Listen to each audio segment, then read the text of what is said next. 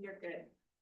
Okay, well, let's open this planning commission meeting, call to order. Let's do a roll call. Start with you folks on Zoom.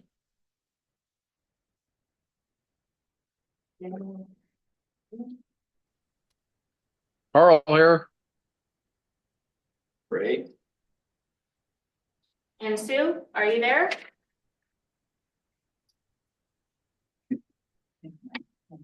She's muted. I already did.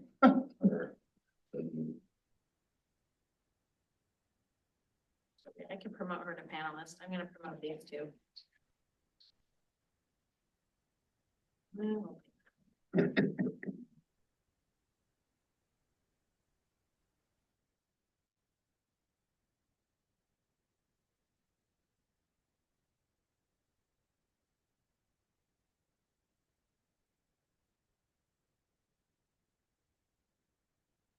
You might be away from the computer right at the moment.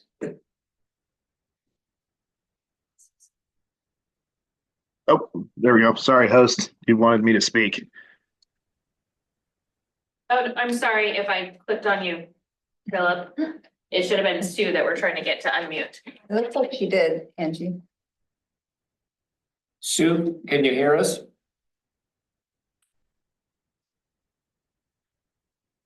If you can hear us, we can't hear you.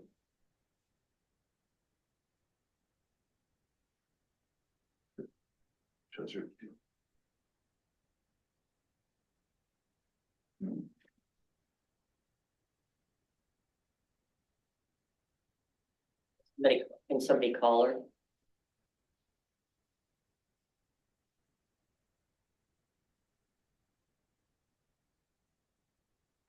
Number. I don't remember. I see we have 3 out of 5, so we could go on without her, but not yet.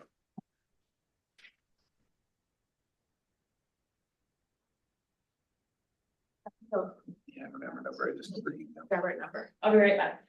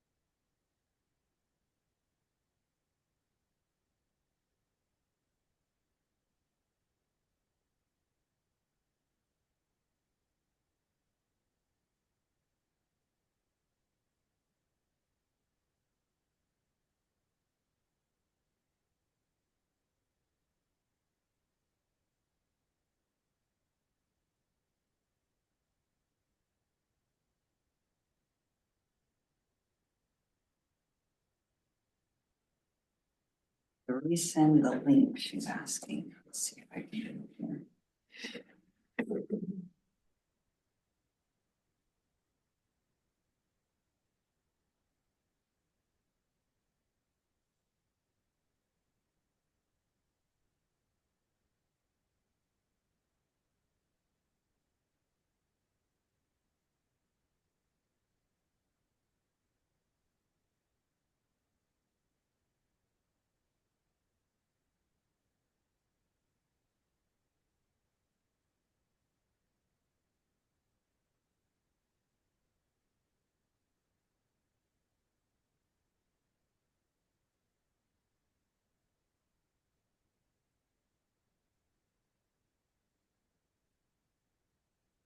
Vault, like gone, or we might transition.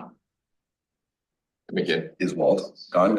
Oh, no, Walt, his dog had to be put down tonight. But he won't be here. He did offer his resignation. Yeah, I knew that. I just didn't know. Just hard to type an address like this out. But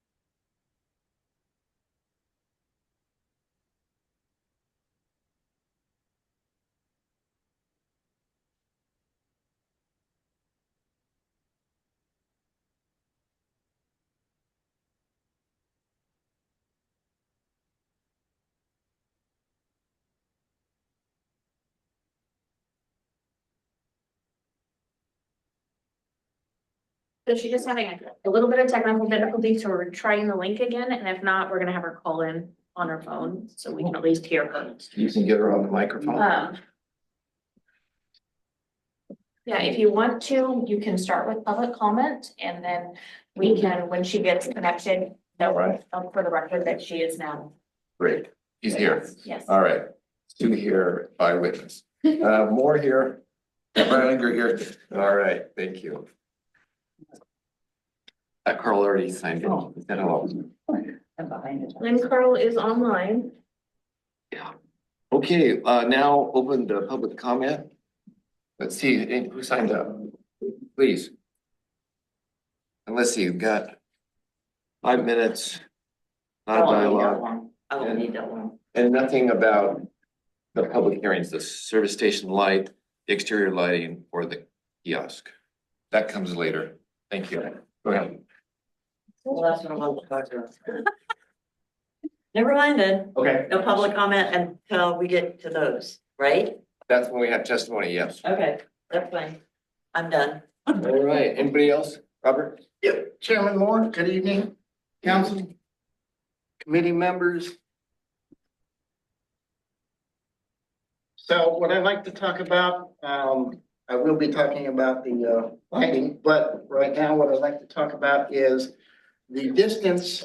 You have these pictures that I provided you, the distance between homes. We all know what's going on in California, what has gone on in California with the fires.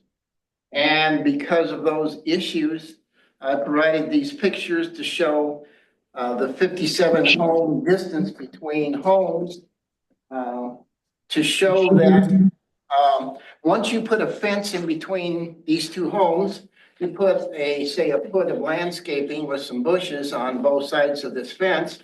What you have here is if one house catches on fire, it'll catch the fence on fire, the trees on fire, the bushes on fire, and the house next door. When I moved into my house originally, the setback rule for my 2-story house at one point was 20 feet from the streets and 20 feet from any property beside and behind me. Obviously, those rules have changed, and I'm sorry I'm not up on the current code as to what the actual setback is. But obviously, it's not 20 feet.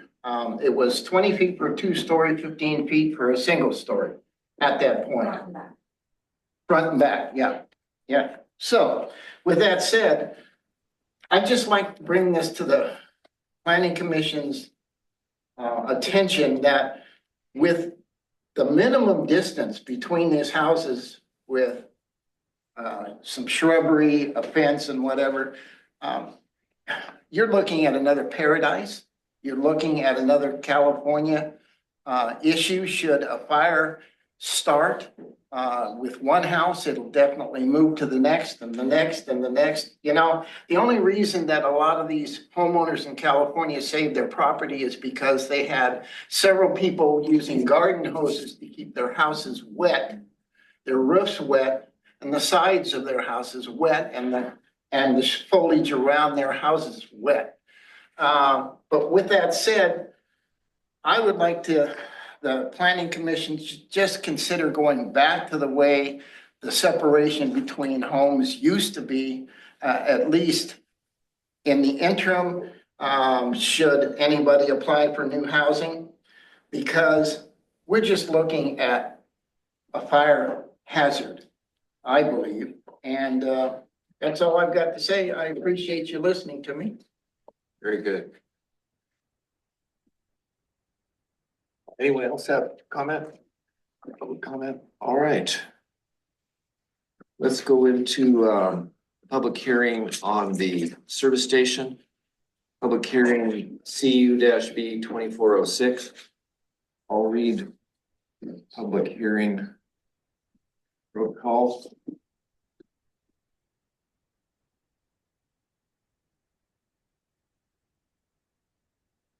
So can you confirm that you can hear us and that you're online now?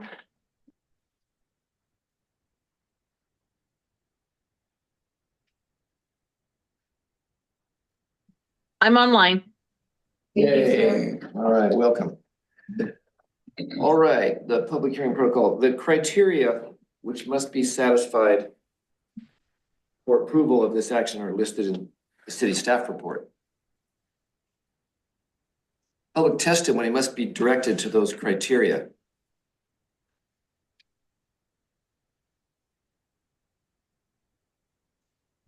I'm underlining that, okay? Do that. If anybody wants to testify, only speak to criteria, nothing that's not about the criteria within the staff report. Or other criteria in the plan or land use regulation which the testifier believes to apply to the decision. Criteria in the plan or land use regulation. Failure to raise an issue accompanied by statements or evidence sufficient to afford the planning commission and the parties an opportunity to respond to the issue precludes an appeal based on that issue.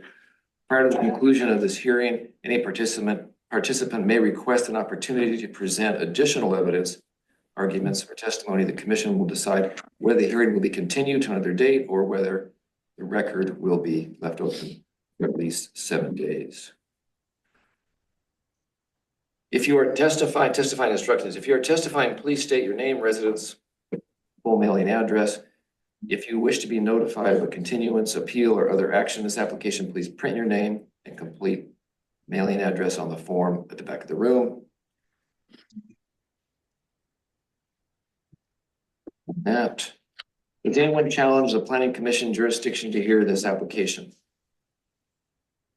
If any member has a personal bias or conflict of interest, they shall declare it now. That's us. Lynn, Sharon, any personal bias or conflict of interest? This is on the gas station sign.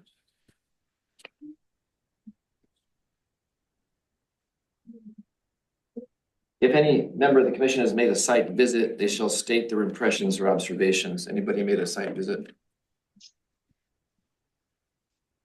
And now it's time for the staff report. Sean, rather than hear my voice so much tonight, would you mind going through the staff report like Walt would? Okay. I guess I wasn't prepared for that. No, I wasn't either, but just go for it. All right, so let me hit the highlights, I guess. Yeah, just So the applicant originally requested approval to install 3 signs on the property. Both proposed signs were static signs limited to pricing information and will not generate alternate messages. We had a hearing on the 19th. The city scheduled a November 19th hearing before the commission. And the applicant requested a continuation, so this is that continuation.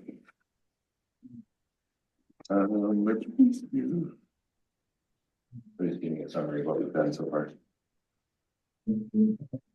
December 17th, it was continued to January so that additional information could be provided. Development Code 104606 establishes the sign regulations for property within the central business district. So that's what our basis is. Regulations limit signs to wall or projecting signs at a ratio of 1 square foot of sign area for each 1 foot of building street side frontage. This maximum area shall apply to all signs located on site. The longest frontage is 75 feet on First Street. Therefore, the maximum allowable sign is 75 square feet. The submitted sign is 39.413 square feet. No EMC sign shall exceed 24 square feet in area according to the code. The sign complies with this requirement. However, this section calculates the sign area at a rate twice that of non-EMC signs. With this requirement, the total sign area of the proposed EMC sign is 28.166. Combined with the wall sign, the total signage would be 53.541 square feet, still below the 75-foot threshold. Do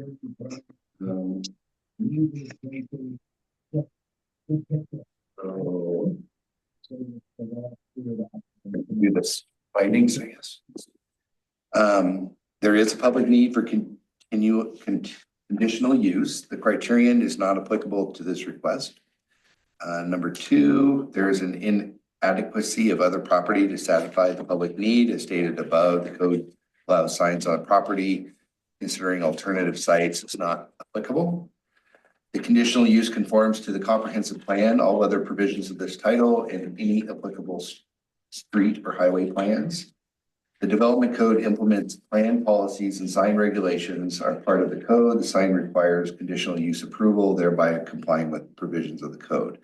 Finally, the request does not establish a use or activity that will impact adopted street or highway plans.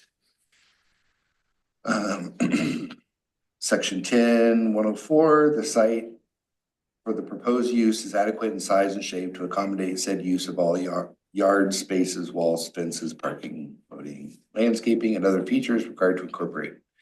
The proposed new sign is placed on the outer edge of a canopy along Maple Street and complies with the maximum allowable sign area for an EMC sign. Issues regarding yards, landscaping, parks, loading, and other issues are not factors. The site for the proposed use related to streets and highways is adequate with width and pavement type to carry the quantity and kind of traffic.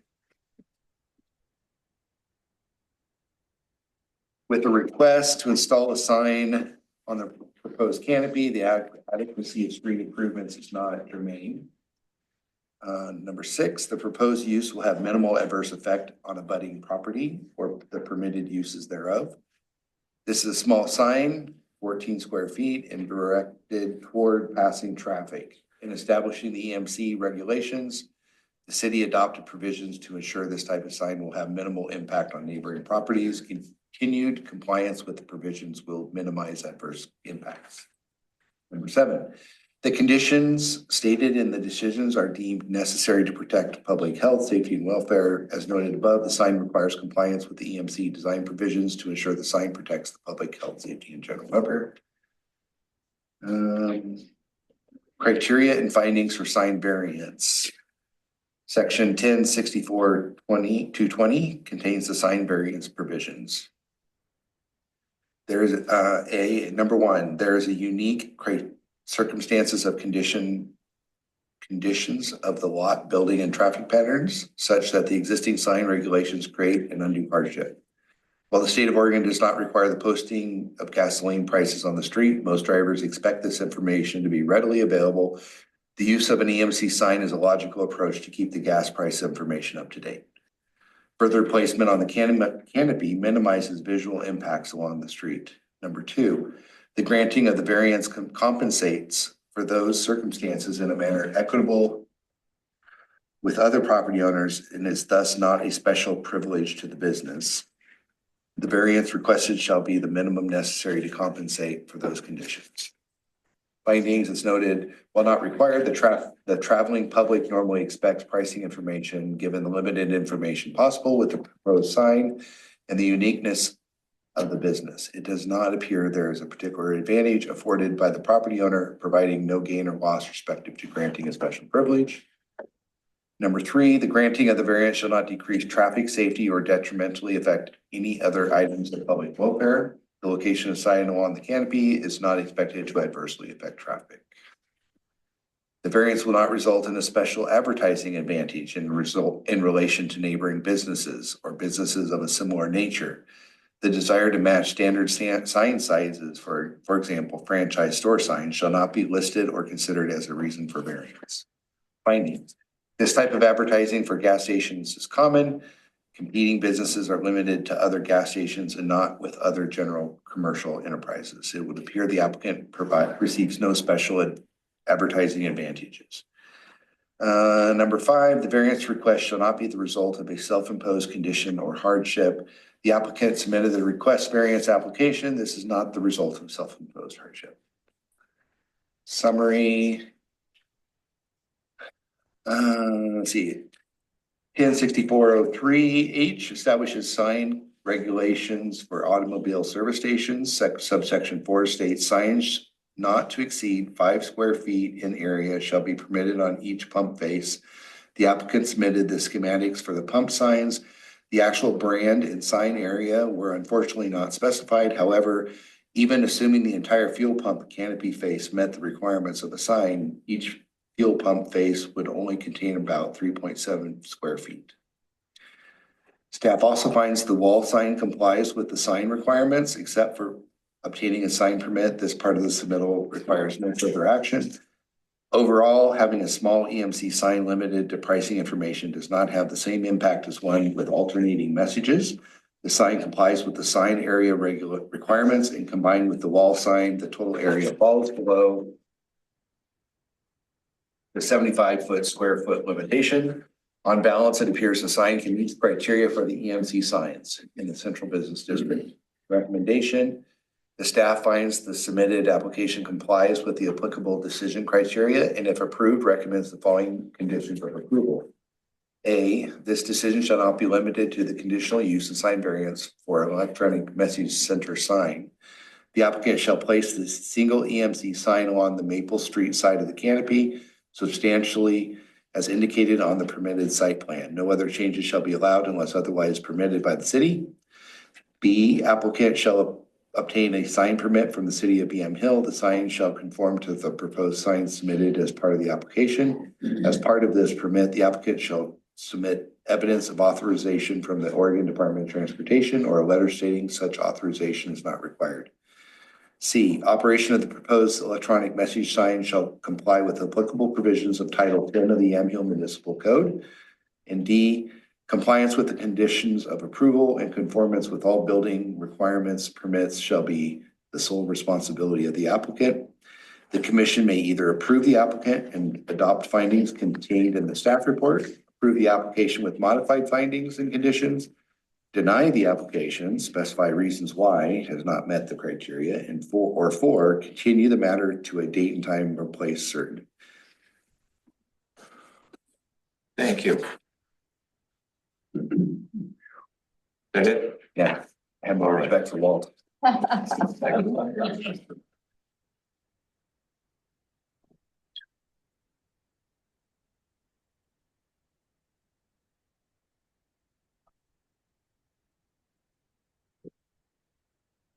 Mission questions to staff. Do we have any questions? Do we have any questions? Lynn, do you have any questions that maybe one of us knows, or Sharon? Two. Sue. Yeah, I got one. Is this just for the EMC sign on Maple Street? Yeah, it's one sign. It's 14 something square feet, faces the road. Gas prices. All right, thank you. Sure. Sue?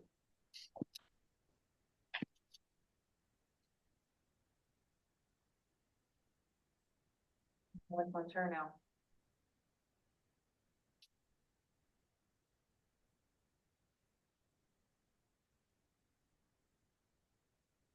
Sue, can you hear us? Okay, I'm sorry. So yes. Sue, do you have any There's more than one sign. Actually, there is 3, 6, 7, 8 signs. There is one on either side. I mean, the pumps have got on either side of it, it's got a marathon. That's the 3.7. So those don't require variance. They're part of the footage. They're part of the footage.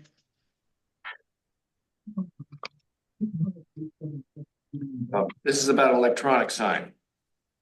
No, this is about signage.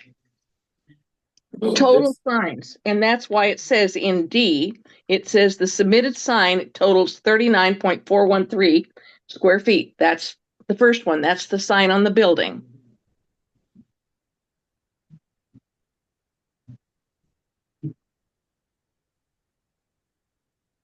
Am I correct?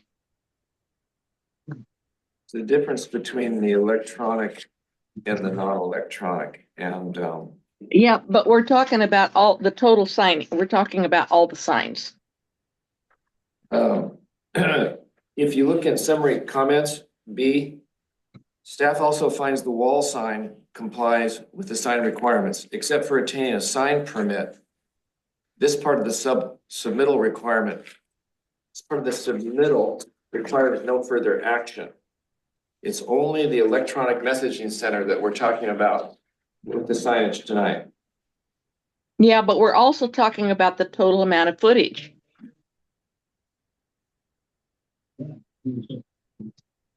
$75 square feet. And it combines all the signs Okay, to come up with that. the conditional use only applies to electronic signs. And So that- we're just gonna forget that there's more signs than they've applied for. The conditional use only applies to electronic signs. The rest is only requires staff approval, meaning it doesn't come before the planning commission. It's not our business.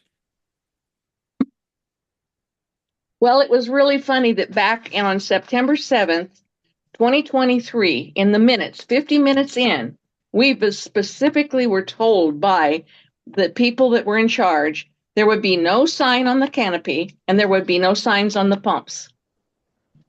And now we're just sweeping it under the rug. And all we're talking about is an electronic sign. When every single thing that's in this piece of paper, this background information says there is that it has to do with also the maximum allowable sign area.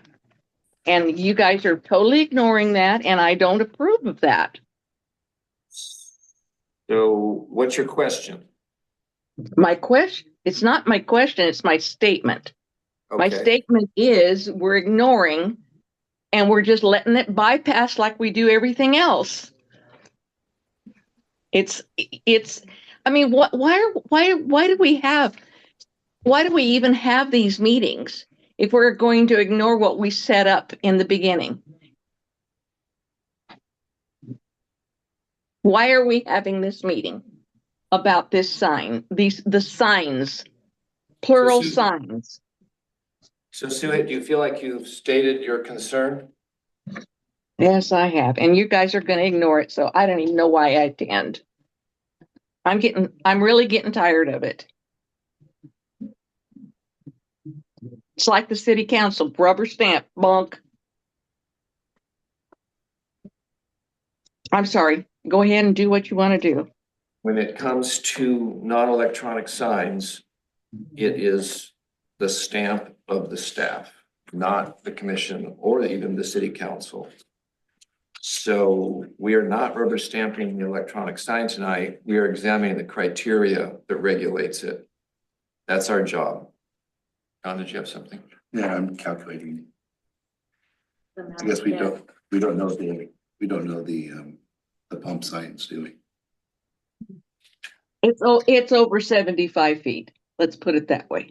I'm wanting to verify that. I'm just. Go over with your measuring tape. I did.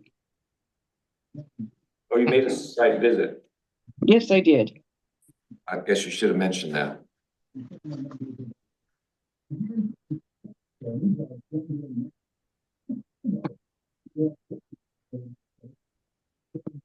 Giving Sean time to do the math.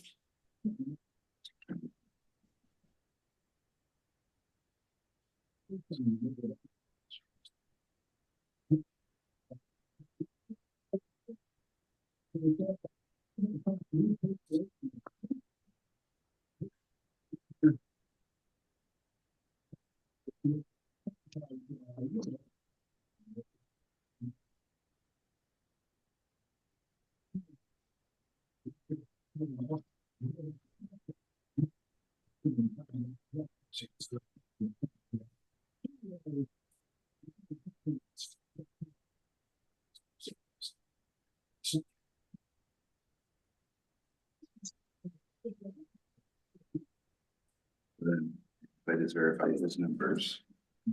Now, the other was the pump signs.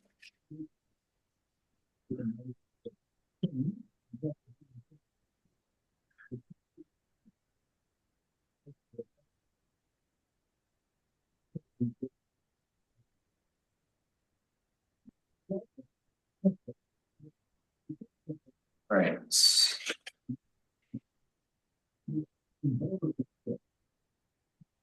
Yeah, so do we have the dimensions on the pump signs? 3.7. That was if the entire, each fuel pump face would only contain 3.7 if you did the entire pump. So that's like the maximum it could possibly be. That's not what it actually is. So by using 3.7 on all the pump faces, if you did that, it would put it How over. about inner square pumps? Won't seem to indicate that it would not. Is there 4 Pardon me? pumps? I I can't remember. 4, the two There's sides. 3 with 2 faces. Okay, but there's 4 of them, correct? No, there's 3 and there's 2 sides. Okay, so there's 3 of them. Yeah, 6 altogether, 6 sides. 2.2.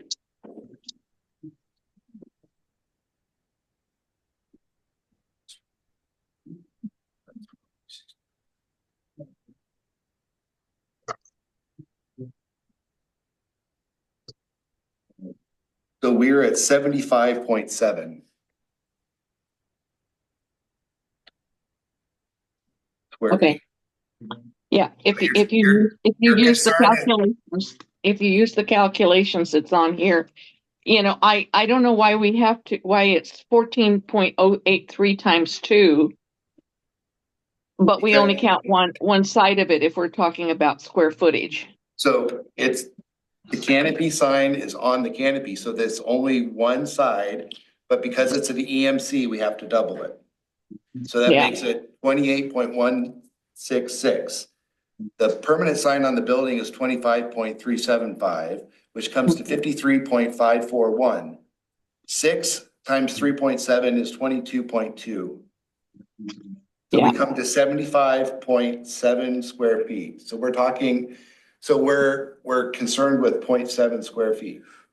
So when they would go to apply for a sign permit, they will be aware of this calculation and they'll say, you can't use all 3.7 feet on both sides of the pump because then you'll be over. But that's not what we're ruling on tonight. Right. We're approving the variance of the electronic monitoring sign. That's what the variance is for. It's my understanding. Thank you. Okay. Any correspondence, Angie? I did not receive any correspondence before the meeting. Applicant's presentation. We have a representation from the applicant tonight.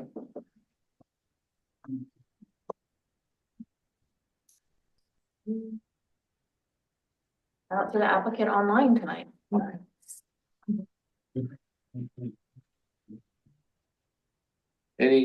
Okay, now before we go into testimony. I don't like it. It's gonna be too bright. I don't want a gas station. We don't need more electronics in our town. It doesn't fit our town. None of that is part of the criteria of 10.104.030. If you disagree with the findings on its criteria, that's what you testify about. Anything else, please don't. Any testimony application, any testimony in favor of the application? Any, get it right. Any testimony against the application? Patty Perrin, 215 North Maple, and I don't know if this is really against or for, but I was looking at the picture of the canopy, and I'm not quite sure what this is because it doesn't really state, so that's why I'm questioning it. On the picture, this little one that I have here, it's got 2 red marks, and I'm making the assumption that that's for where the sign will be for the canopy. I don't know, so that's why I'm asking this. If in fact that's for the canopy, there's 2 red marks. One is on Maple, and the other one is on the back side of the canopy. Yeah. What is that?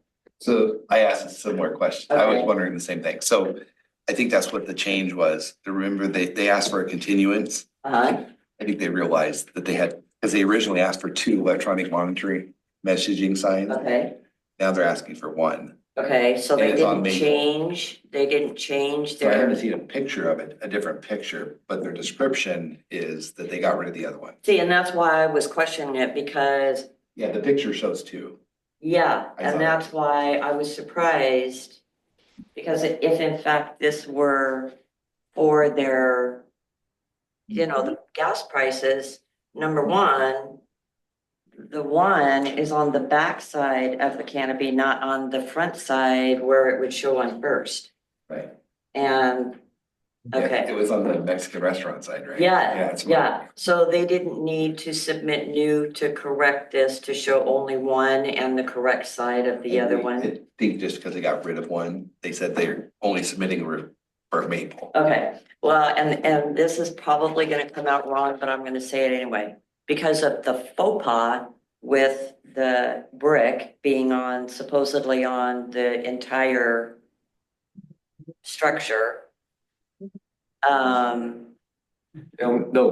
this is not part of the criteria. Please Well, don't. add but no hold sign. on. It's not part of the I am sign. Is this part of the concerned. criteria of the sign? Yes, this is It's part of the criteria. Speak to 10.104.030. But my concern is that even though this only says one sign, their little picture shows 2, even though the one is in the wrong place. So We're not there's approving the picture nothing, tonight. We're approving the application for one sign. I Do you have understand anything that. else? well, it's not gonna be good endings if they come out and all of a sudden pop up with 2 signs, even though this says one sign. That doesn't mean anything to a lot of people. Just point of information, if you give me your address, you'll get a copy of the decision notice. Yeah. Because you made and then decision notice will list on it what the decision was. Yeah. Any other testimony opposed? Oh, Chairman Moore, it's gonna be an interesting evening, I can already tell. With regard to your discussion about limiting the discussion of it's too bright, it's too many lights, it's whatever, that basically limits my conversation, so. Yes, it does. So I will keep all my pictures to myself and just say that according to your application summary, let's see, 3A, was the back of 3A, which is actually identified as page 2 under E. It lists, per section 1064.030L, no MC sign shall exceed 24. I'm not with you yet. Where again? Page 2, you said? Page, it's the back of, well, it's actually the second page in, the back of the second page in on the red item E. Okay. I think I'm there. No, 100%. 24 feet. Yeah. Okay. So I'll read it again. Per section 1064.030, no MC signs shall exceed 24 square feet in area. The MC signs shall comply with this requirement. However, this section calculates the EMC sign area at a rate twice that of the non-EMC signs. With this requirement, the total sign area for the proposed EMC signs is 28.166 square feet. Combined with the wall sign, the total signage will be 53.541 square feet. If you add those two together, which I believe Walt's trying to say here, it comes to 81.707.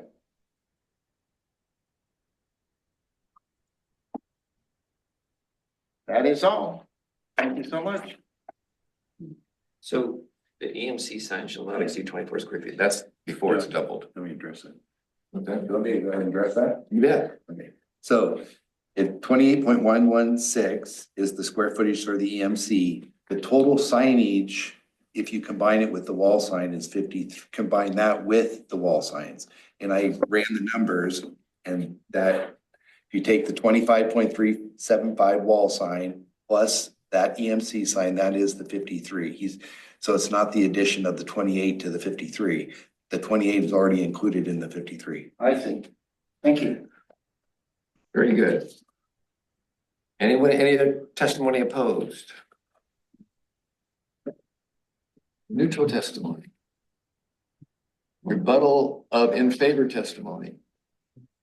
Rebuttal of against testimony.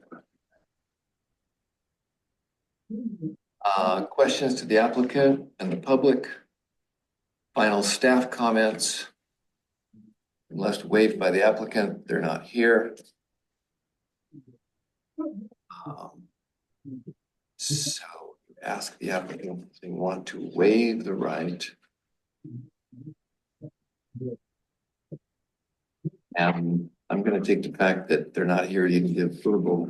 They're not really interested in giving written either. So let's take that as a no. That they want to waive the right. Yeah, they're going to waive the right. Choice for commission to make one of the following motions. Motion to close, motion to continue, motion to keep the record open for at least 7 days. Any motions from the commission to close or continue?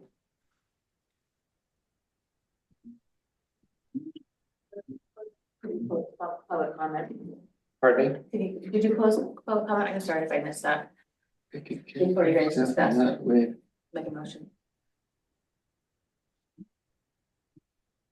Yeah, I guess that's, thank you, Emily. I missed I might have. final comments. Yeah, okay, so we're closing public comment. Even though it's not on here, but thank you. And Sean, would you make a motion to close?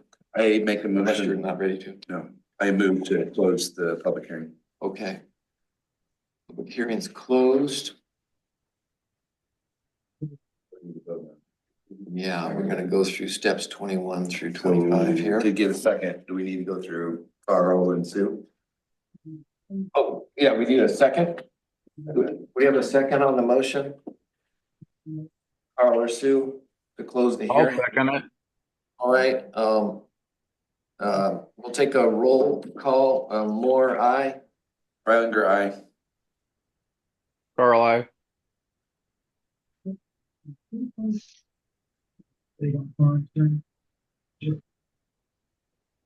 Sue, Yeah, I don't know whether I'm voting or not voting. I'm just just, to close the public hearing. okay, no, go ahead, close it. Great. The motion was.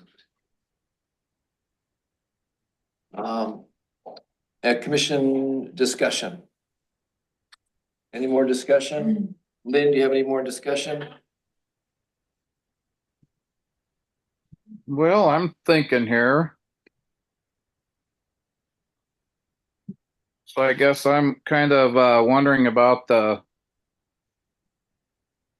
24 square feet versus the 28.166 square feet. The way I understand it, the sign itself cannot exceed 24 square feet. And then because this sign, because electronic signs are doubled when it goes into the 75 square foot limit. That's my understanding. Okay. So the sign was doubled since it's 14 point something. When it got doubled, it got to be 28.166. So the 28, yes, is bigger than 24. Okay. 24 just limits the actual size before anything's doubled. Okay. Gotcha. Even if you had a sign that was 20, if it was 25 square feet, you multiply it, it's 50, and that still meets under 75, you can't do it. So, okay. Okay.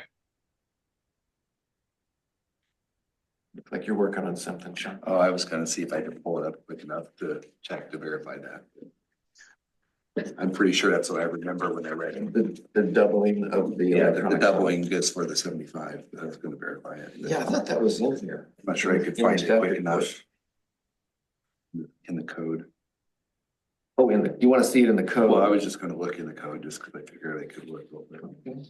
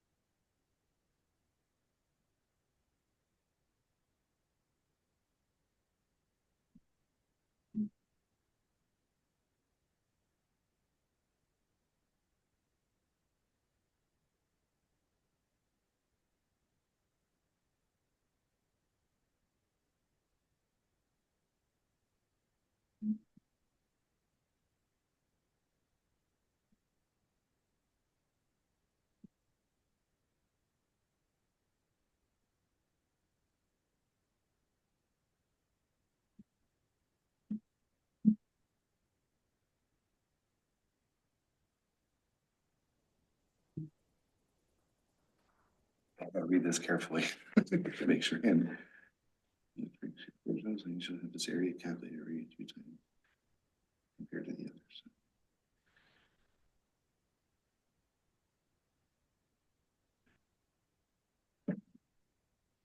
So I have a question. Why did we spend months and months and months coming up with criteria to every single time somebody comes in front of us to change it?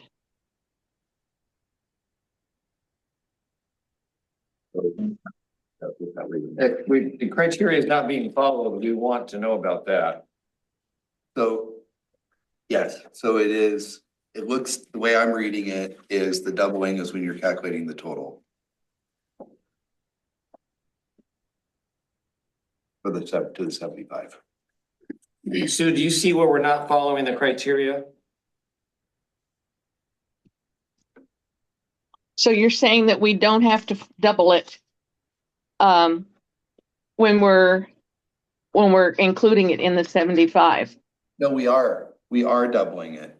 No, you're not, because if you add 39.413 and 28.166, that comes up to 67.579. I've tried it on more than one calculator. It's not just me. They all say the same. The 39.414 is if you add up all the signage, and then part E is saying you have to double it, so it recalculates it. It says it's 53.541. No, you're taking 14.083 and 39.413 to come up with 53.541. Okay, I just calculated 14.036 was the size of the EMC plus the static of 25.375. That adds up to 39.413. So that is where that number is coming from. He's calculating it without doubling it to get the 39. When he doubles it, it becomes 53. So if you take 14.038, you add that to 25.375, which is the static Wrong. signs. That adds up to 39.413 square feet. Okay, read D again. What it says is regulation limits signs to wall or projecting signs at a ratio of 1 square foot of sign for each 1 foot of building's street side frontage. Right. This maximum area allows for all signs located to be, so it comes up to 75 feet. So the allowable sign area on that building is 39.413. No, 39.413 is the EMC sign, non-doubled, plus the signage on the building.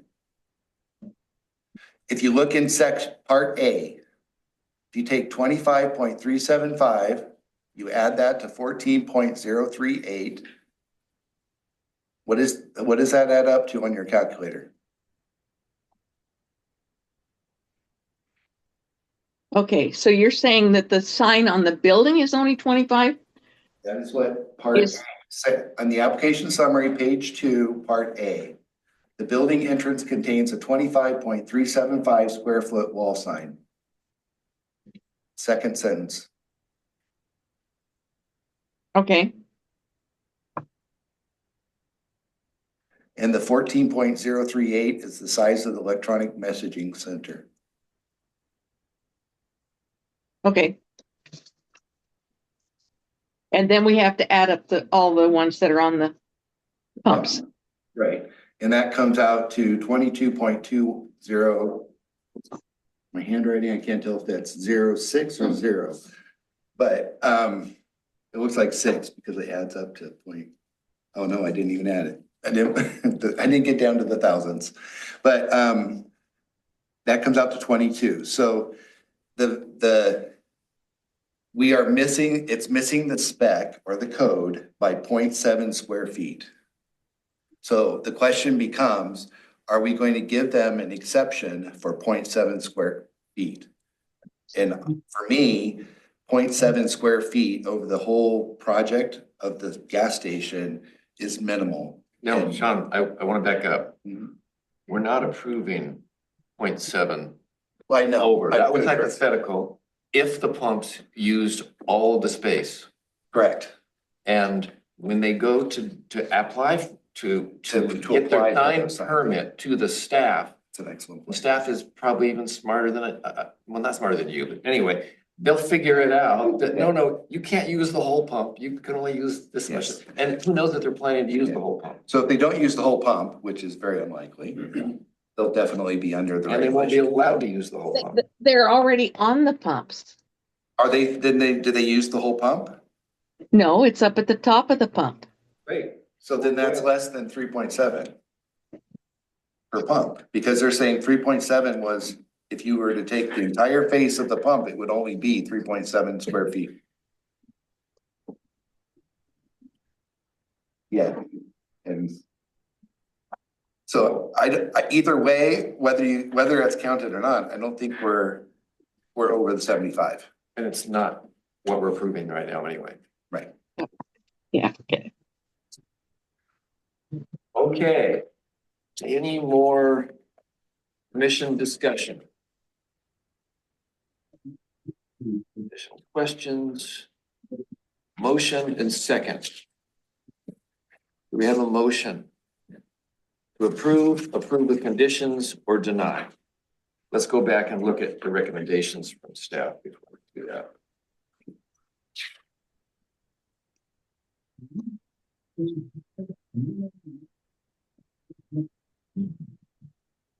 Recommendations of approval.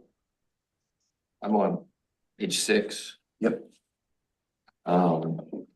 They have, this shall be limited to conditional use and sign variance for an electronic message sign.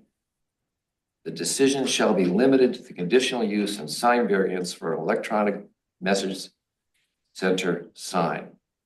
That's all we're talking about right now. The applicant shall place the single EMC sign along Maple Street, side on the Maple Street side of the canopy, substantially as indicated on the submitted site plan. No other changes shall be allowed unless otherwise permitted by the city. The applicant shall obtain a sign permit from the city of Yamhill. The sign shall conform to the proposed signs submitted as part of this application. As part of this permit, the applicant shall submit evidence and authorization from the Oregon Department of Transportation or a letter stating that such authorization is not required. Operation of the proposed electronic message sign shall comply with applicable provisions in Title 10 of the Yamhill Municipal Code. Compliance with the conditions of approval and conformance with all building permit requirements shall be the sole responsibility of the applicant. So those are the conditions of approval that will be attached to it, to the order, to the variance that we sign. And we can either approve the application and adopt findings in the staff report, approve the application with modified findings and or conditions, or deny the application for specific reasons why the applicant has not met the criteria will continue the matter to a date, time, and place certain. So do we have a motion from the commission? I would move that we approve the application and adopt the findings of the staff report. Do we have a second?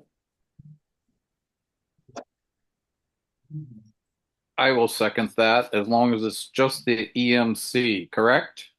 Right, going back up to the decision shall be limited to the conditional use and sign variance for an electronic message center sign.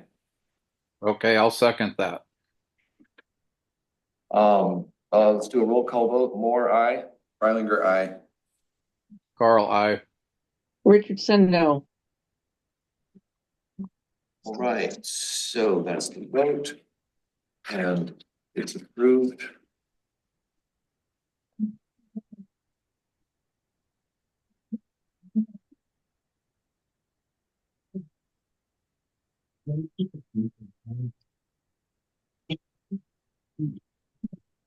Okay, that closes this section of our agenda. Moving on. We'll close the public hearing. Need to close anything formally. We voted. Now let's go to the exterior lighting. Our staff report. Now we're on 3B. Page 1, staff report. I will begin this hearing. Won't go through all what the chairman is supposed to read again. I will state the name of the applicant is the city of Yamhill. The number planning subject planning file DCA 2403. It's entitled Yamhill Development Code Amendment Exterior Lighting Requirements. The testifying instruction, does anyone challenge the planning commission jurisdiction to hear this application? Any member has a personal bias or conflict of interest, they shall declare it now.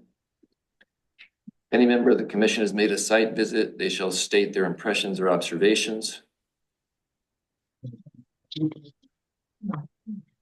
And now it's time for the city staff report. Okay, Sean, would you go again? Okay. We're pretty familiar with this one. All right. What happens when you do a good job? Okay. Application summary.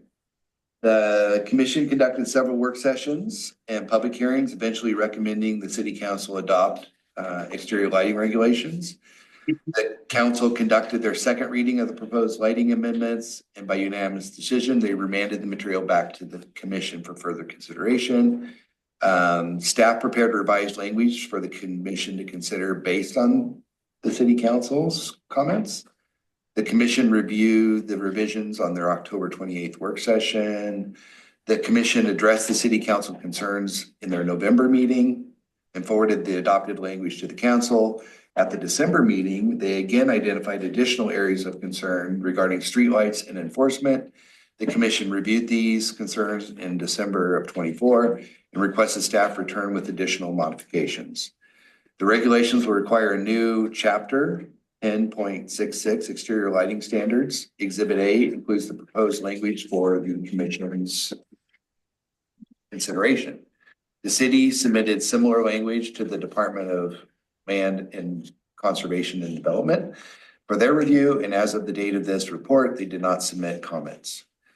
The following reviews each section of the proposed language, identifying any revisions from the December work. A, purpose. The purpose statement covers the concerns outlined by the commission. The statement is focused on commercial and public issues and less oriented to address all lighting issues. Guiding principles. This section backs up the purpose statement by providing guidelines for establishing the standards in this chapter. As noted, these are not criteria, but provide a basis for why the city chose to adopt the lighting standards. Definitions. This is the definition section. These definitions will also be placed in 10.08 in the code. For the record, the effective date of the regulations is January 1st of 25. Given the current hearing is beyond this date, the commission may wish to consider changing the effective date to March 1st. As before, the light trespass definition is revised and street lighting definition eliminated. Unless otherwise exempted, the standards in this chapter are applicable only to commercial activities in publicly owned buildings and facilities. This section includes general requirements that apply to all lighting. Fully shielded, requires fully shielded light fixtures and installed to prevent light Sean, trespass. I have a Yeah. thought. You need to read all Since that? we have had a public hearing on Have we? this in the past, have we not? Did we? Yeah, Oh, okay. and so we So we haven't don't- changed, That hasn't changed. a lot of this. No. So I think, help me remember the changes. One was eliminating streetlights. And the other change was, He's, I see some italics. I yeah, just don't know. Let's just Some go of to this is those. italics. So that he mentions the March 1st date, the oh, other. I know what it was. Compliance, time for compliance. We've Yeah, and been then back and public- forth on that. Public owned lighting was the other thing. And public, Public owned lighting. Based on the December work session, this now excludes all local public streets.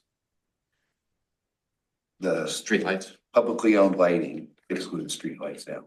okay. So I think those were the changes. So let's maybe just go through it more carefully, but looking for that and not going through all of this. Violations enforcement, this is a new subsection. Only individuals directly impacted by an alleged violation may submit a complaint. This limitation is designed to limit enforcement action to those individuals impacted and not provide opportunities for harassment or nuisance complaints. However, this limitation shall not preclude complaints addressing matters of public safety or related emergencies.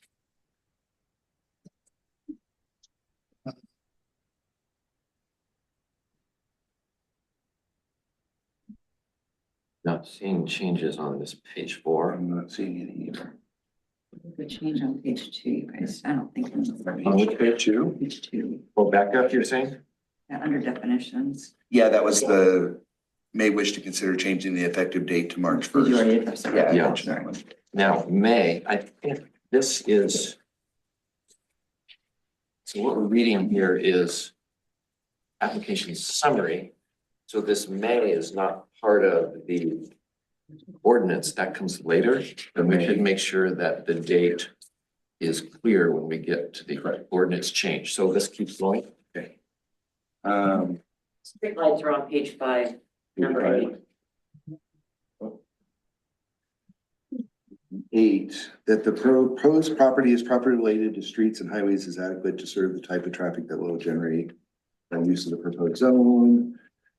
This subsection does not apply to the proposed addresses as the proposal addresses changes to exterior lighting regulations and does not change allowed uses within the various zones and therefore associated traffic impacts. However, restricting certain types of lighting, strobe lights, glare lights will have a positive impact on safety.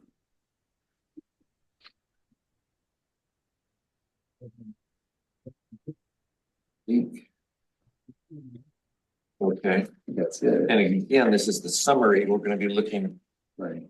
And then now exhibit A is the actual. right. Okay, here, the plan commission has, The options. You want to look at read the options? So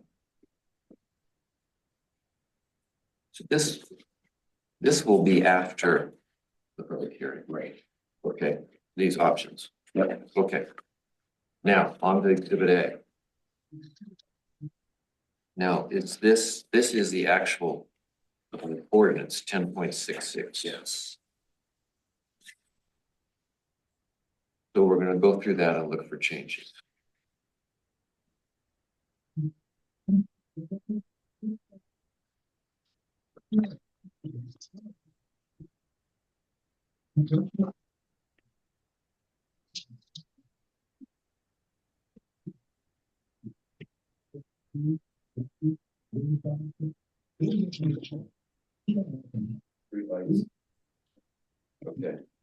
And did you find those? On page, well, in the summary, it's on page 3 is where they both are, but then in this code. Yeah, I'm looking for the code. I want to make sure that those are the date, the time allowed to comply. Oh, on part C, page 7. Page 7C, Great. the effective date is defined as January 1st. So we need to come up with a date, and Oh, no. staff is recommending March 1st, Okay, March 1st, 2025. Oh, that's the effective date. That's not the the order. allowed time to comply. I think I saw 2 years in here. Yes. Oh, that. So, Yeah, yeah, that was a couple meetings ago, wasn't it? that's right. Let's change this to March, what was it, March what? March 1st is what they recommend. March 1st. So when we prove this, we're gonna change it. We're gonna approve it with the change of date. Yep. For one thing, and maybe others. Sue and Lynn, do you guys agree with changing the date to March 1st? The effective date of the ordinance. Yep, the sooner the better. Yes, I do.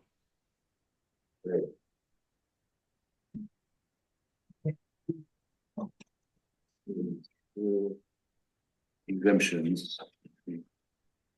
Flags.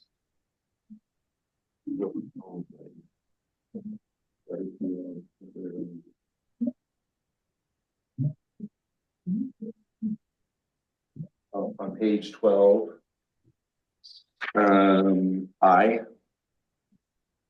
That I1 is the compliance 2 years after the effective date. Okay. 2 years after the effective date, so that's clear, and that is true with what, now, can we back up a minute, Sean? Yes. This, it says publicly owned lighting, top of page 11. Publicly owned lighting on property or buildings owned and operated by a public agency. Lighting shall comply with the provision of the section except for the curfew provisions in item 6 and local streetlights. Yep. So there's the streetlight exemption. So that got it. And what's this curfew provisions in item 6? Lighting curfew, exterior building lighting, including signs, shall be Can extinguished. you help me find that? Oh, page 10. Yes, 6. Okay, curfew. Let's read that just so we know. Okay. Exterior building lighting, including signs, shall be extinguished either by 10 p.m. or within 1 hour of the close of normal business hours, or at the conclusion of the usual operations, whichever occurs later. The use of such lighting may resume 1 hour before sunrise, or opening of business for the property, whichever is earlier, for the following day. Businesses whose normal operating hours are 24 hours per day are exempt from this provision.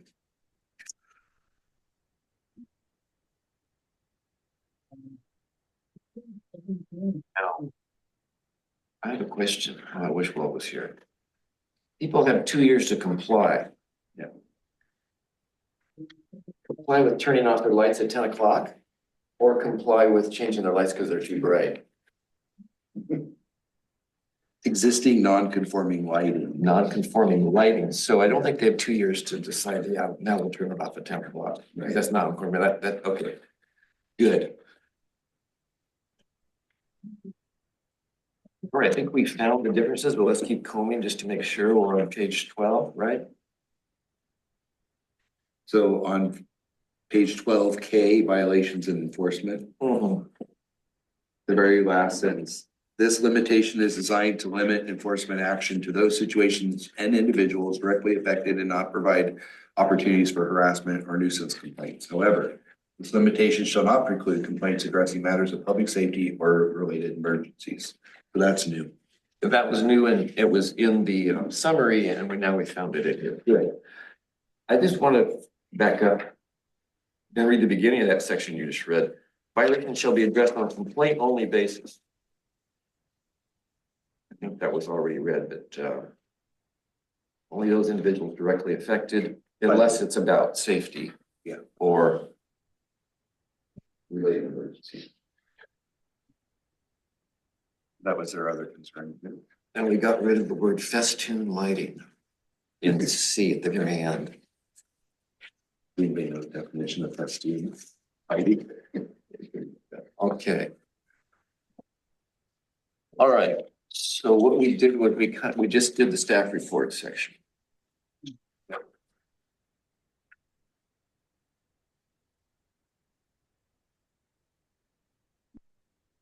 All right, questions to staff, questions to each other? Any questions, Lynn? Any questions, Sue? Nope. Did you do post calls? Yeah, none for me. Let me look at that. That's coming up. Okay. Then skip it. He's writing stuff in. So correspondence is next. Yeah, and did Lynn and Sue said no? Yeah, they said no. Okay. Correspondence? Lynn? No, of I course mean, not. Angie? No? Okay, Application. applicant's presentation, that's the city. Yeah. We, No. We just did Okay. with the staff report. okay. Testimony in favor. Yeah, testimony, fair. Now, testimony on this one. Hopefully it's just limited to the changes, because we've already been through a public hearing on the rest of it.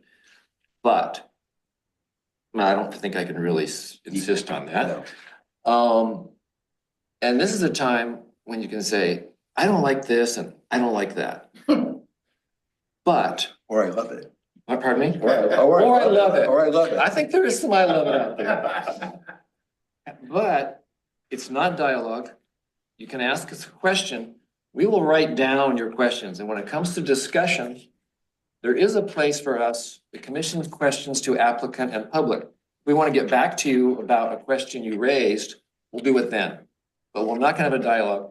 Even though you have all the answers, resist answering questions, okay? Okay. Good luck. All right, we'll get through this a lot more. Thank you. All right, next step. Any testimony in favor?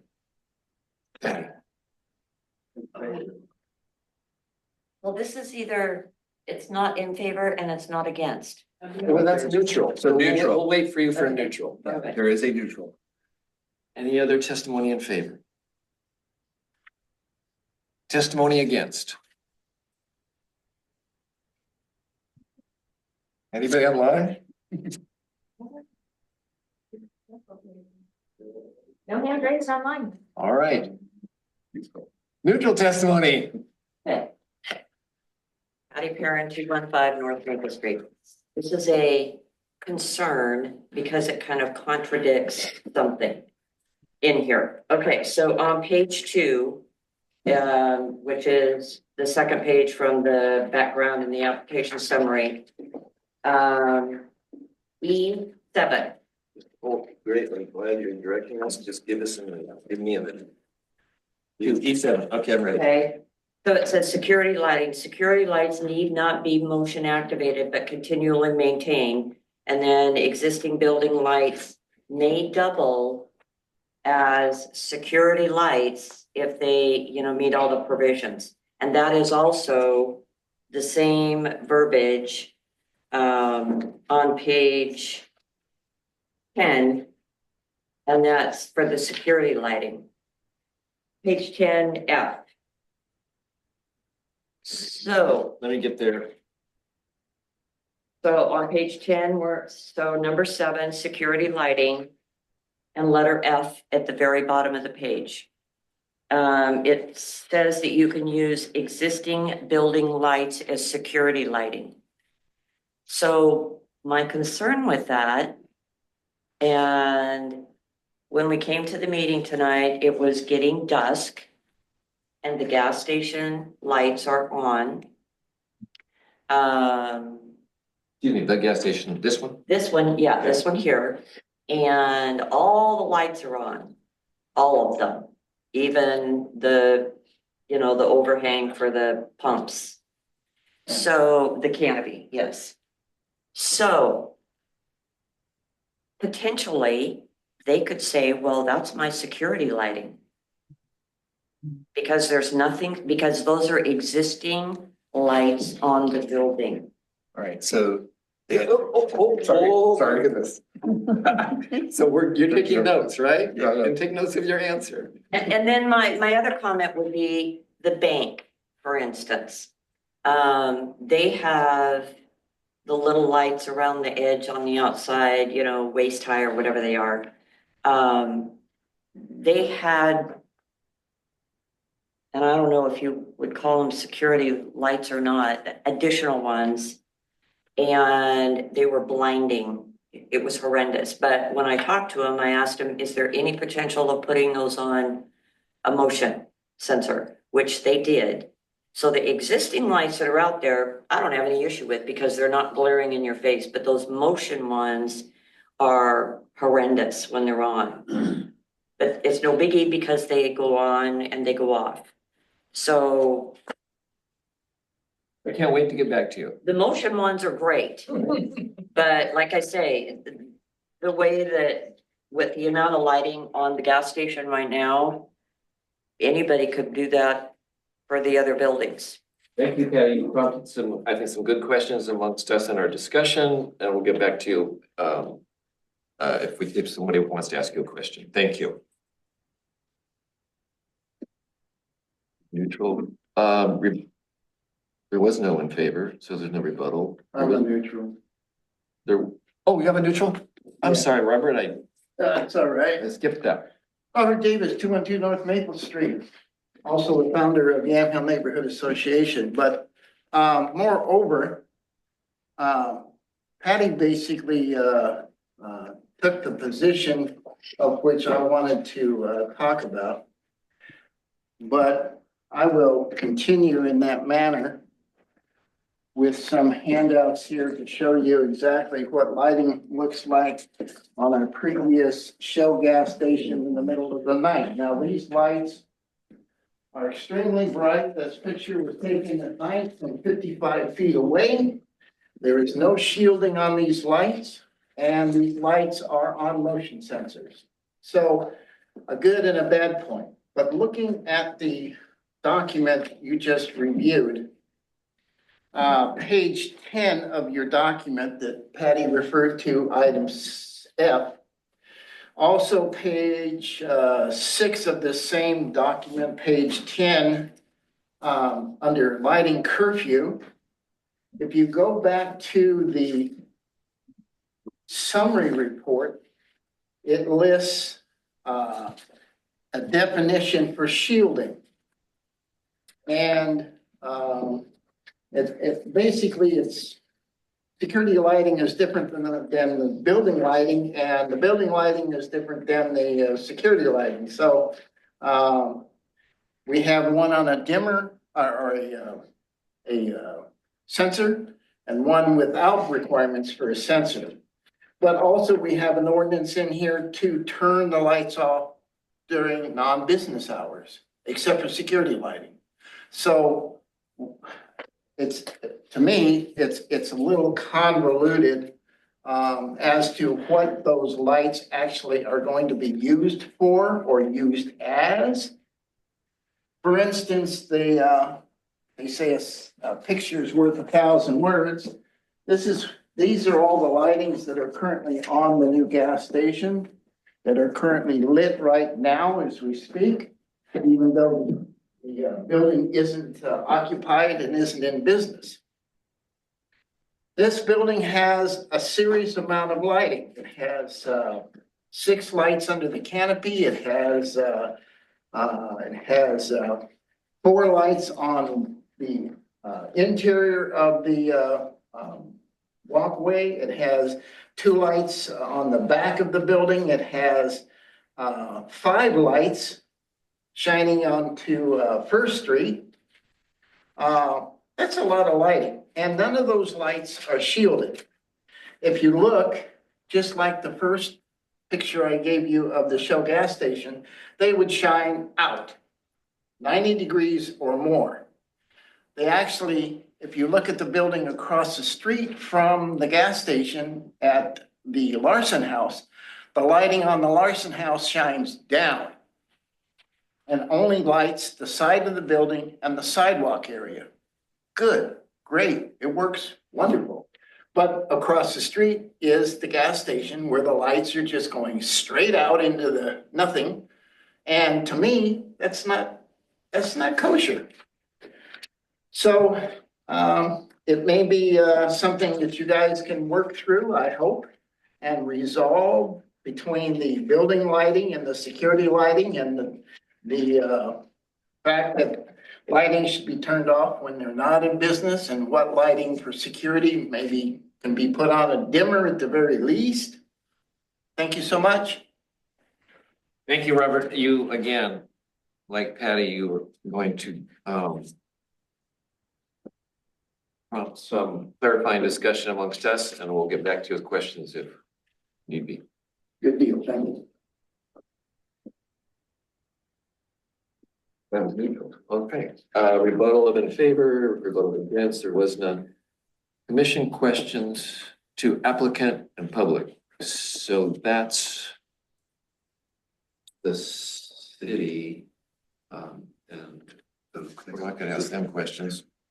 Questions to public though, too. Yeah, but, okay, we're gonna pause there, and we need to kind of get our stuff together, to see if we have any questions for the public. Okay, so we're gonna have some discussion now about what we heard from the testimony. First, let's start with what Patty said. She had two issues. That one was in general, all lights, oh no, it was just do with these gas station, all the lights were on at dusk. And it kind of spilled over into what Robert said about what's security lighting and what's lighting and how are they different and how are they differently regulated? So I think the part of F that is that it says it must comply with provisions of the subsection. Yeah, So it has to be fully shielded. If you read A through E above F, it has to meet all that criteria. yeah. So it has to meet the definition of a security sign, lighting on the exterior of the building. So It I still would has to say meet Patty that. and Robert may be tripping over themselves to be the first to complain about about lights spilling off the property because they aren't correctly shielded. Yeah. That, and the same is true. Now, I wanted to talk about what Patty said about the bank lights. I went out and took pictures. You don't have those handy, do you? Angie, those pictures I took a few months ago, I'll give you that. I do. And I made them available to the city council. I don't know that they ever looked at them. But a lot of the issues that were raised right here, I addressed in those pictures and more.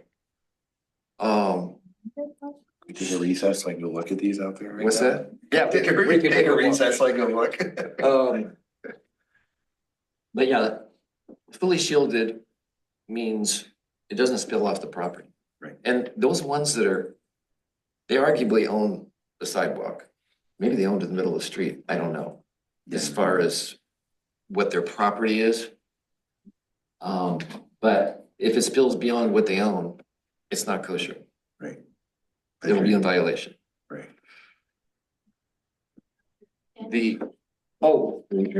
Your bank. There's the bank lights. Yeah, now. Those side lights. Really spill off the property. They're going right into the bedroom of the people next door. I think. And is it glare or is it direct? There's a street spill? light right there too. So that's, Yeah, it's like, it all mingles together. Yeah. It's kind of hard to know where the oh, light's there's, coming. yeah, the street lights too. Go back to the other one. If you would, Angie. There's two different kinds of lighting there. There is. There's the motion, with the ones that you say are on motion sensor, the security lighting, it kind of blasts out more to the parking lot. And then there's some others that are marginal, whether they comply or not. This picture's not good enough to really discuss it intelligently. Oh yeah, do more of that. Yeah, They can see this online. yeah. Apologize. Oh, too bad. So Yeah. we have little So there's, purple lights in the windows, don't they? Yeah. well, those are, Yeah, those. that was from breast cancer awareness. Oh, is that, Yeah. okay. So anyway, this will be under scrutiny by the new regulations and how people complain about it and how the city responds to those complaints and complies with the new regulation is to be seen. But I think that's gonna have some issues under the new guidelines, Especially, okay, let's go ahead and I'll give you some more examples.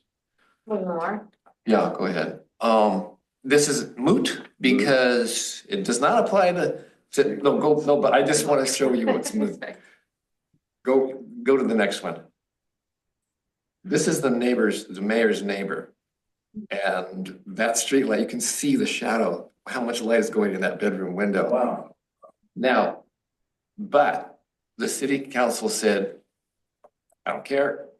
We're not paying Streetlights. we're not paying to shield. Now, the good news is you can call up PGE and you can say, come shield this streetlight for me, please. And they say, great. And we'll do that and you pay us $250.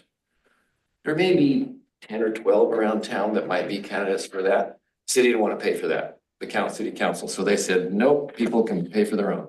So that was the discussion about how city streetlights got to be eliminated. But what if the street light is not on your street? Yeah, that's, So who pays for let's not start this. it? Well, Yeah. Let's not start that. It's not in the regulation. We're not talking about that. This is the city park. This is where houses will be someday, probably. And so, no, wait a minute, Angie. Say what? Back up. We're looking from the back of the city park. There are houses across the street. So from where you're standing, there's houses behind you. Behind me is an empty field. So if I lived there, I would probably be saying to the city, Staying to the backside of the park. I don't like that light because it's right in my face. Okay, next picture. But that's the Derby ramp. the Derby ramp. Oh, no, this is behind me. The buildings, houses are here. That's right. So if I lived on that corner, I'd be knocking on the door saying, and I told the city this, I said, you're gonna get, the things in the city are not compliant, right? In the city park are not compliant. Well, unless those neighbors like having. If they don't comply, From a then security they're fine, it's standpoint. fine. I agree. Now, this is from where the empty field at the back of the park is. And you can see that light is What are those lights? They're flashed not out. That's the streetlights. bathroom. They're on the building. That's the Oh, bathroom, I they're think, or it They're maybe just it's, security lights. on the New? building. it's security lights, but you can't have security lights spilling off your property. So So they just need next, to be shielded in that. they case. need to be shielded so that it stays on the property. Yeah, now here's the gas station. Now, there's one there that's burnt out, but evidently Robert took a picture with it fixed. Now, you say they're on motion sensors. I did not see that when I was there months ago. Yeah. Let's go to the next. Now, that's my shadow from those lights behind me at the gas station Yep. and back out again, Angie. You can see that if this poor house wasn't lit up by the street lights, my shadow would be on his house. Next picture. That's Doug and Cindy's house. Again, that's the same house across from the gas station. You can see the shadow caused by the telephone pole from the street light. Now he can call up and say, please come shield my street light, it cost him $250. But he could also complain about the gas station across the street under the new regulations. That was the last That's one. Is that it? Mhm. Okay. So that was our thinking as we crafted this and dealt with the city council.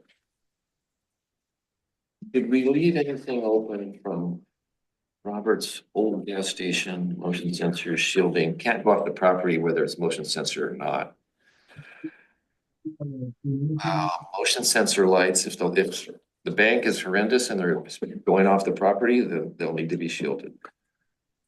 That's my security lighting. Yes, the gas station, if it's not spilling off the property, they could say, yep, that canopy is my security light. But if So they it's, can leave it on 24/7? Thank you. Not making me say it. So, okay. if it's not leaving the property. Are you serious? Yeah. When you have an hour before or an hour? Okay, we're not doing this. We're not doing this. No, We're not doing this. You can't talk. doesn't You make any can't talk. sense. You can't talk. But I can. You're on. Yeah, go for it, Yeah. Sue. And when you read K, where it says violations can be addressed only on a complaint only basis, only individuals directly affected by an alleged violation shall be permitted to submit a complaint to the city. So that means that nobody's going to be able to say a thing about the service station. No one, except Del Sol. or Larson House. That's the only people that could ever complain. Because the city hall's never gonna complain. Or Pendergrass. But I was at Del Sol the other night having dinner, didn't leave until 9 and the light was still on. And it's not even open.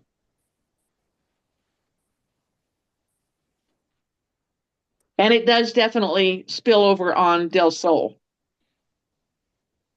But they're they will never say a word. They're much too shy and very they just are non-confrontational. They would never say a word about it. So this means that no one's going to ever say a word about the service station. But if they count them, if they call them security lights, so the question is, can they be light security lights? Well, it kind of like that's just the canopy, but The building lights. those building lights, if they're not spilling off the property, again, light not spilling off the property is not part of this. What's that? Yeah, I could see these Yep. being security lights. Yes, do they spill off the That's the property? question. I don't know if they do. But then if they do, who can complain? Those directly affected. Nobody's really directly affected.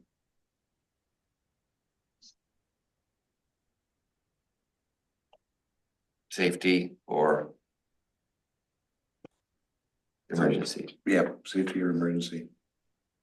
Light pollution, water foul.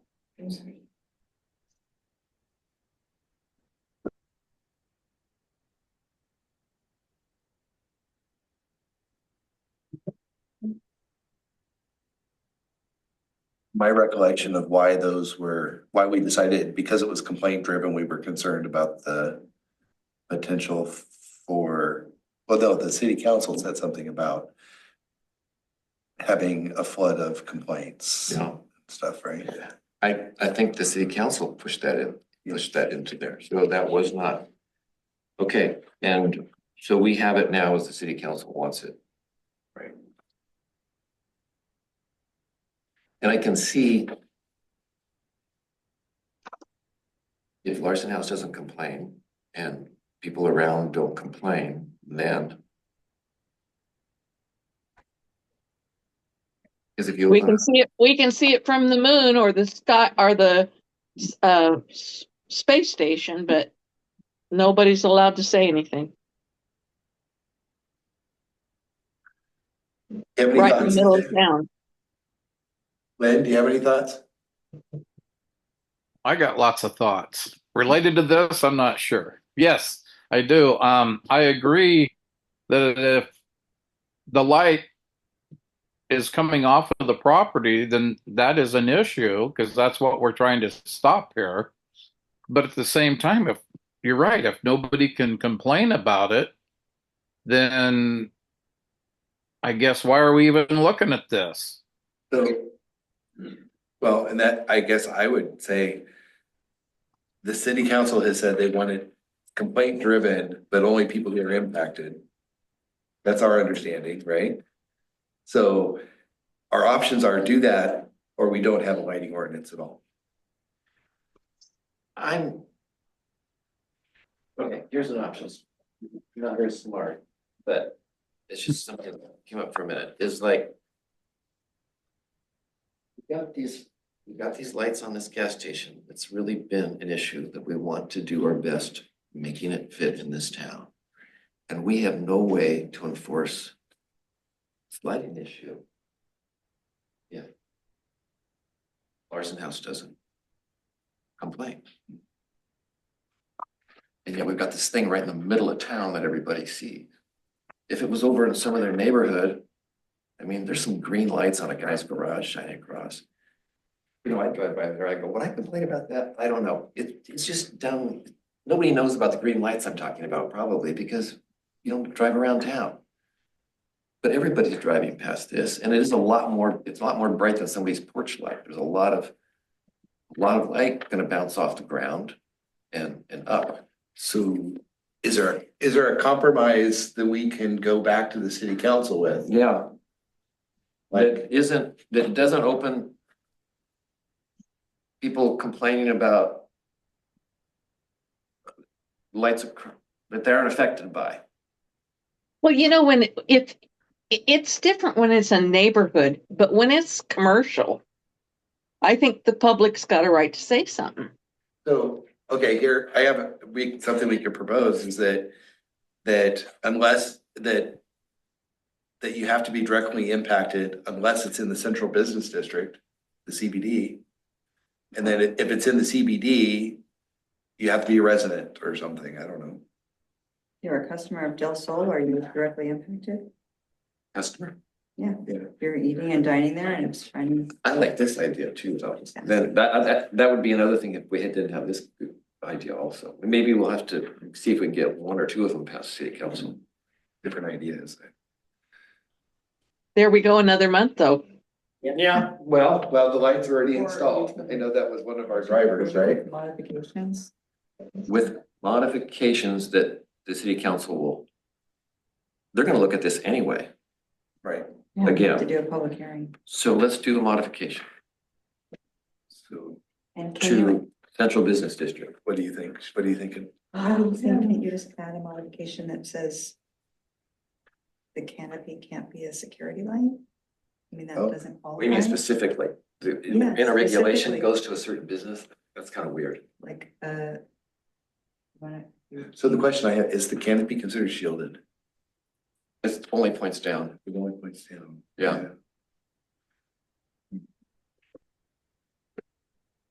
Remove existing building lights as security lights. That would solve it. Yeah, but then you're eliminating a significant amount of security lights for people or businesses. I'm gonna do a. I mean, that is. See up right there. They could have motion lights. Okay, yeah, we could require all security lights to be motion lights. Another option. That works. what does he think of it? So we'll wait till. So just for Lynn and Sue, just so you know, Ken is walking. Ken went on a site visit to go look out the door at the gas station. I don't like it.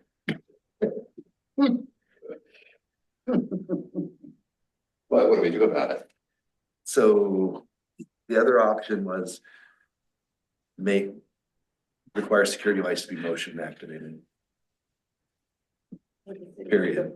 What's that? Yeah, I think they should be motion activated rather than not motion activated. And is it the lumens across the street? I don't know how, I mean, there's only 6 lights, but it's like you can see it from space. I haven't paid attention. I haven't gone to look. You gotta go, It's yeah. bright, it's bright. Go, we're in adjournment. Well, let's go check out the lights, since we're all here, we're on adjournment, let's go check out the lights, we're all here. Yeah. Hi, Lynn. Patty and I saw him when we came in. Great. So recess, Yep. we're taking a I made adjournment. undisclosed amount of break. Start drinking. Maybe I'll be a little more relaxed. I'm not kidding. I'm gonna put this on mute. And so, Lynn and Sue.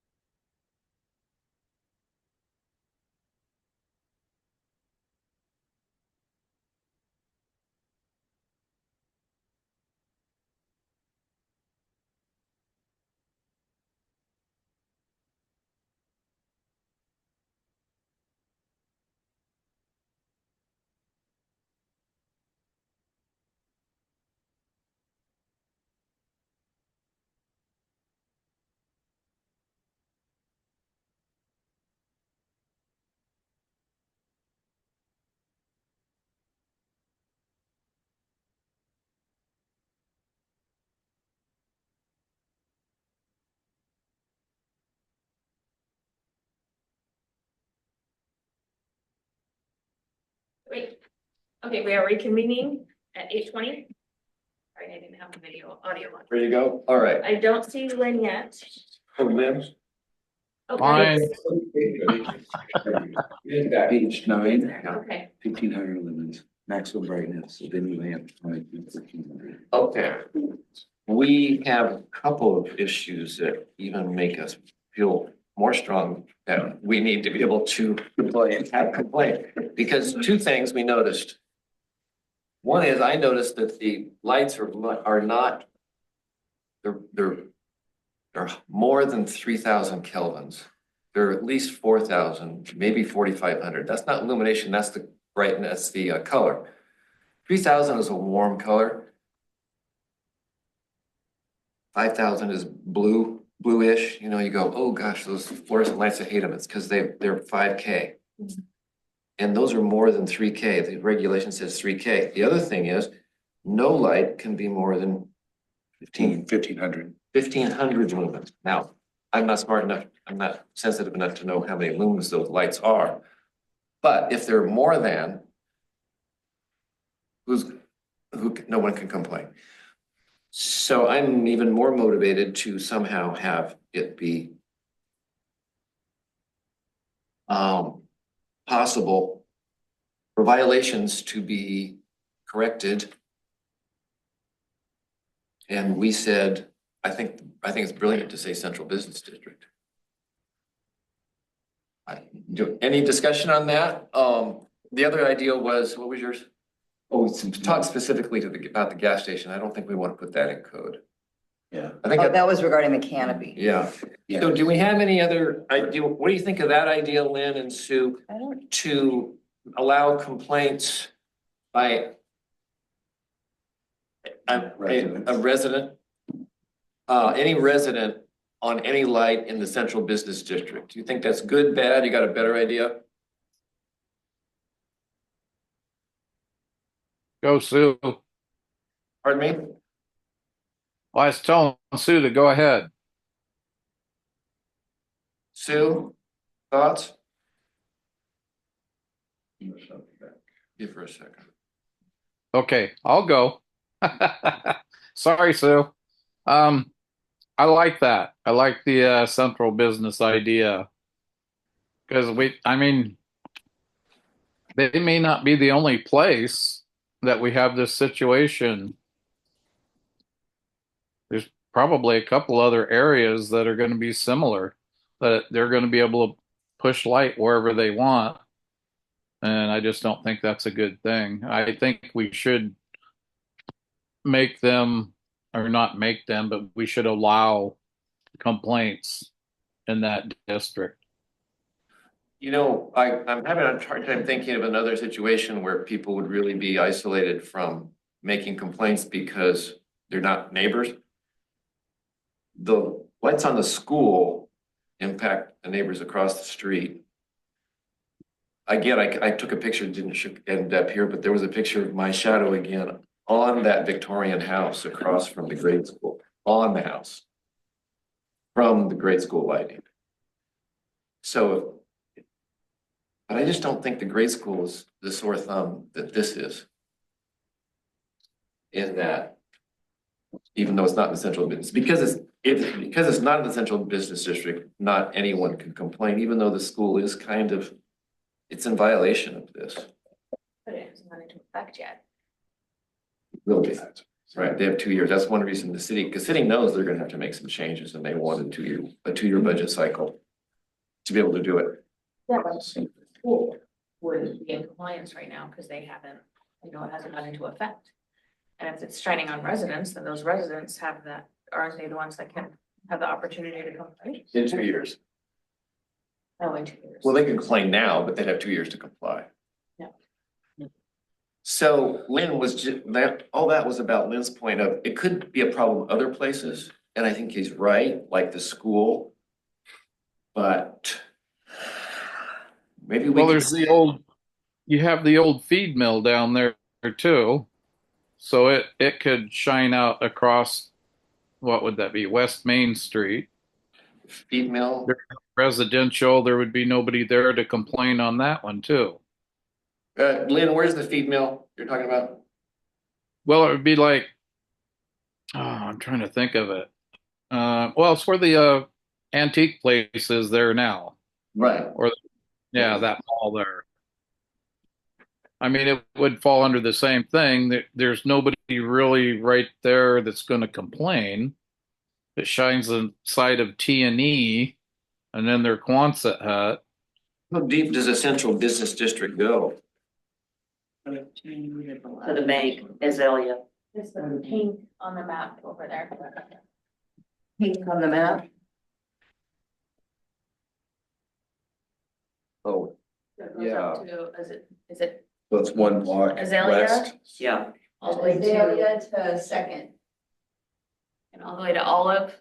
Olive to Maple. Well, It's if halfway. it's pink, then it's so the, large.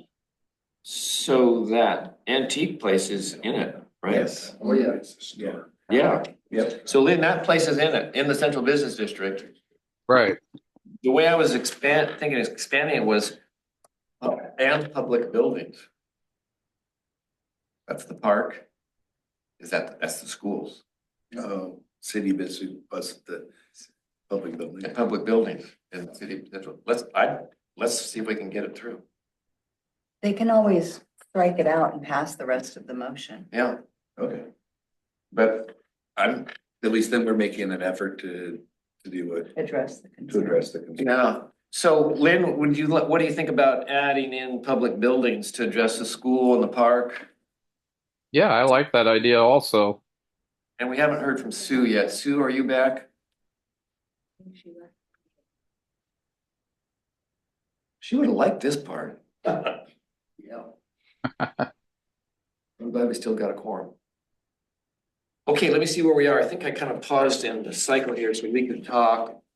I don't think we need to go back to the public or the applicant. Final staff comments. So now we're ready for a motion. Let's look at the recommendations like we did last time from staff, because we're gonna pick option number 2, it sounds like. Go with enforcement, right? It's back in the summary Oh, it's also in the enforcement. before exhibit A. He gave us, Yes, there was that too. But as far as changing the ordinance itself, that would be exhibit A. right, but he gave us the Right. planning commission action Okay, yeah. here on page 6. Read it? Or you want? Okay, oh, wait a minute, recommendations of approval. Let's, Sue's cell phone ran out of am I battery. on the right, pardon me? Sue's cell phone ran out of battery, she said. Oh. I don't know if she'll be rejoining another way or not. So should we read the 4 options and then? Yeah, I'm not on the right page yet, sorry, just a minute. Oh, she could- If she plugs it in, it may take a minute to come back up. Findings, okay, here we go. Planning Commission has the following options. Oh, recommendation. City staff finds the proposal complies with identified criteria and recommends the Planning Commission recommend the city council approve the proposed development that's contained in exhibit A. So if we're gonna change it, we need to write some real language. Yeah, that's what I was saying. Cross it out, put in what we want in the right place. So we're going to 12, exhibit A, page 12.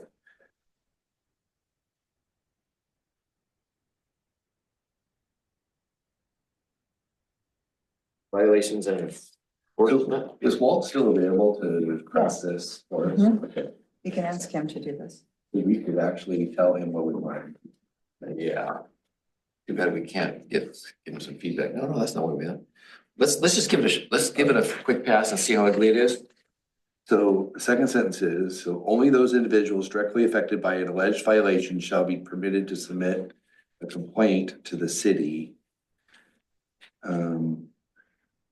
With the exception of. With the exception of the central business district. How about put at the beginning of the district, of the sentence? Oh, with the Except, exception. with the exception of, I like that. The central business district and public buildings. Only those individuals directly affected. The exception of CBD and public buildings. Makes it easy. This limitation. Could we have another change? That was it. That was it. It was two things. Motion sensors. Yeah, we talked about potentially saying all security lights motion censored. Okay, I'm gonna be a business owner and Is that secure enough for you? I don't like you being telling me what security is. I want. I mean, I Is could, it that awful? well, I was thinking like the pumps themselves, Okay, they're gonna want some security on those pumps. yeah. So. Is it, I don't know. Some options for them. If you make it motion censored. I think it reduces. I don't know, I feel like forcing it to be motion censored in a place that is wide open like that. I don't know. My gut instinct is that it doesn't see, you're limiting their ability to secure their No, facility it wasn't working. Well, that's what the problem with the was. motion sensor. But So you can just try to call her. I'm just, it's kind of my thought. If she wants to, they'll put it, whatever. I mean, like on the side of a building or something, it can be. But it's gonna, you know what it's gonna cause a That was- problem with. Sensor, security lighting, secure. She's gonna have to be on the phone, or she's gonna, she can't be both. Yeah, first, if a person learns how to circumvent one type of sensor, one learns how to avoid triggering one, the lights won't turn on.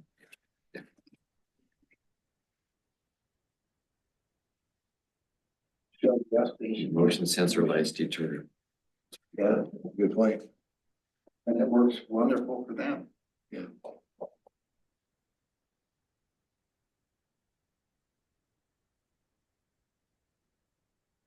I guess, I guess it's annoying. I mean, is it more annoying on and off than just on?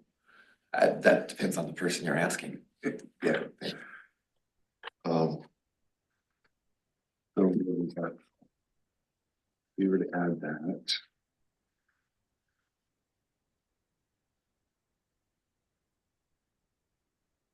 Lynn, what do you think about throwing in motion sensors on all security lighting? Yeah, I like it. The other thing I was thinking is either motion sensor or shielded lighting. But Well, I it's all don't, gotta be shielded. It's all gotta be shielded. Look, security lighting doesn't get away with anything. They can't be too bright. No. Okay, and so I love actually, it. if you look at 7D on page 10, Yeah. security lighting fixtures may be mounted on poles, which you can say the canopy's up, right? Located no more than 10 feet from the perimeter of the designated secure area Okay, with a maximum vertical height of 20 feet.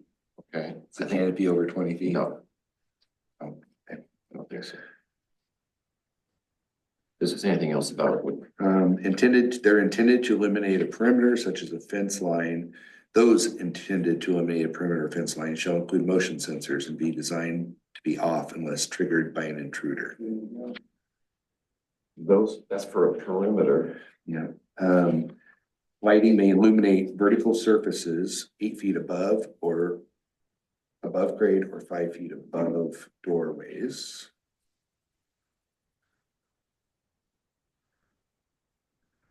That's interesting. So read that again, that 8 feet, 5 feet. Security lighting may illuminate vertical surfaces up to 8 feet above grade or 8 feet above the bottoms of doorways or entries, whichever is greater. That means walls on their property. It can go up to 8 feet, not higher than 8 feet, because they don't want a lot of glare. Yeah. So that looks like a real interesting thing to use for a complaint.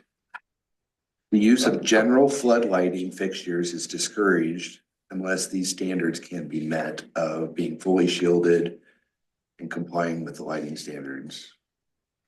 Well, these are too, Yeah. they're too blue and they may be too bright if they're over 1500 Yeah. lumens. Let's see, 1500 lumens. All right, How many so the watts? question is, Let me find out what 1500 is. How many watts of an incandescent light bulb does it take to put out 1,500 lumens? 100 watt. Puts out, no, yeah, 1,000, let's see, 1,500 lumens equals 100 watt. 100 watt bulbs, those are a lot more than watt bulbs. I would think. Oh, yes. That's what it says. 100 watt light bulb is actually putting out 1,600 lumen. Depends on whose AI you ask. So if we wanted to add the motion sensor, see, where did it say it doesn't have to be motion?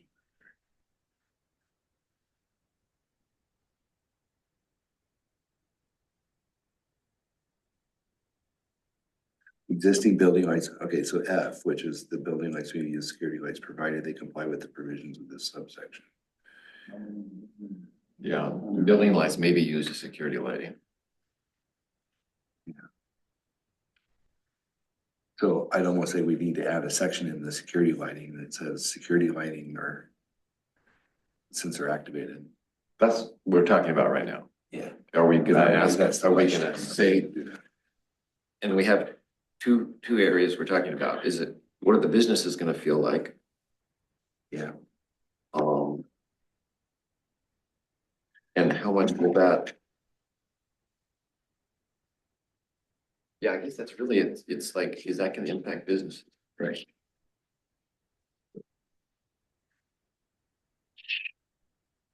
Now that we have a nice example to show the city council. That being on all night, they might be a little more amenable,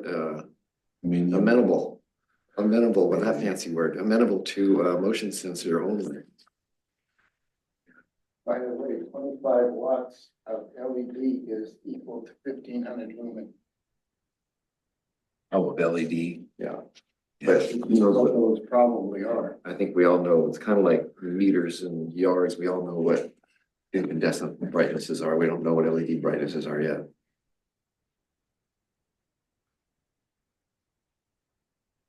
Actually, so if we check on number 7, I don't see anywhere where it says automatically shut off. So number 7. Security light shall automatic, all you do is take off the first 3 words of 7B. What does it read now and what would it be? Right now, it says any sensor activated security light shall automatically turn off within 5 minutes after being activated. If no additional motion light or infrared radiation is detected. He dropped his first 3 words. Read, security light shall automatically turn off within 5 minutes after being activated. I think I'm for that. Lynn, would you read that? Did you hear? Did you hear that, Lynn? Yeah, I did. I like that idea. Okay. Let's do it. So drop. State what you're dropping. Okay, on page 10, 7B, we would drop the first 3 words, any sensor activated. And so the line would now read, security light shall automatically turn off within 5 minutes after being activated if no additional motion, light, or infrared radiation is detected. Maybe no motion lights. Motion or something. And then there's the section that says all lights need to go off at 10, except security lighting. And now anything left on after 10 is security lighting and now falls under that thing of security lighting must be motion censored. Yep. Okay. Good deal. And then do we do the central business district thing also? Oh. Well, yeah, I think we should. yeah, otherwise nobody could complain about your motion sensors aren't working right and nothing. You can do a dang thing. And so that would be a change to, did we get that? Do we need to? Does that need to be in the motion that Yeah. we say? Does all that need to be in the motion? I'm guessing it probably does. With no motion with amendment. With amendments, but do we have to read out the amendments? You just did.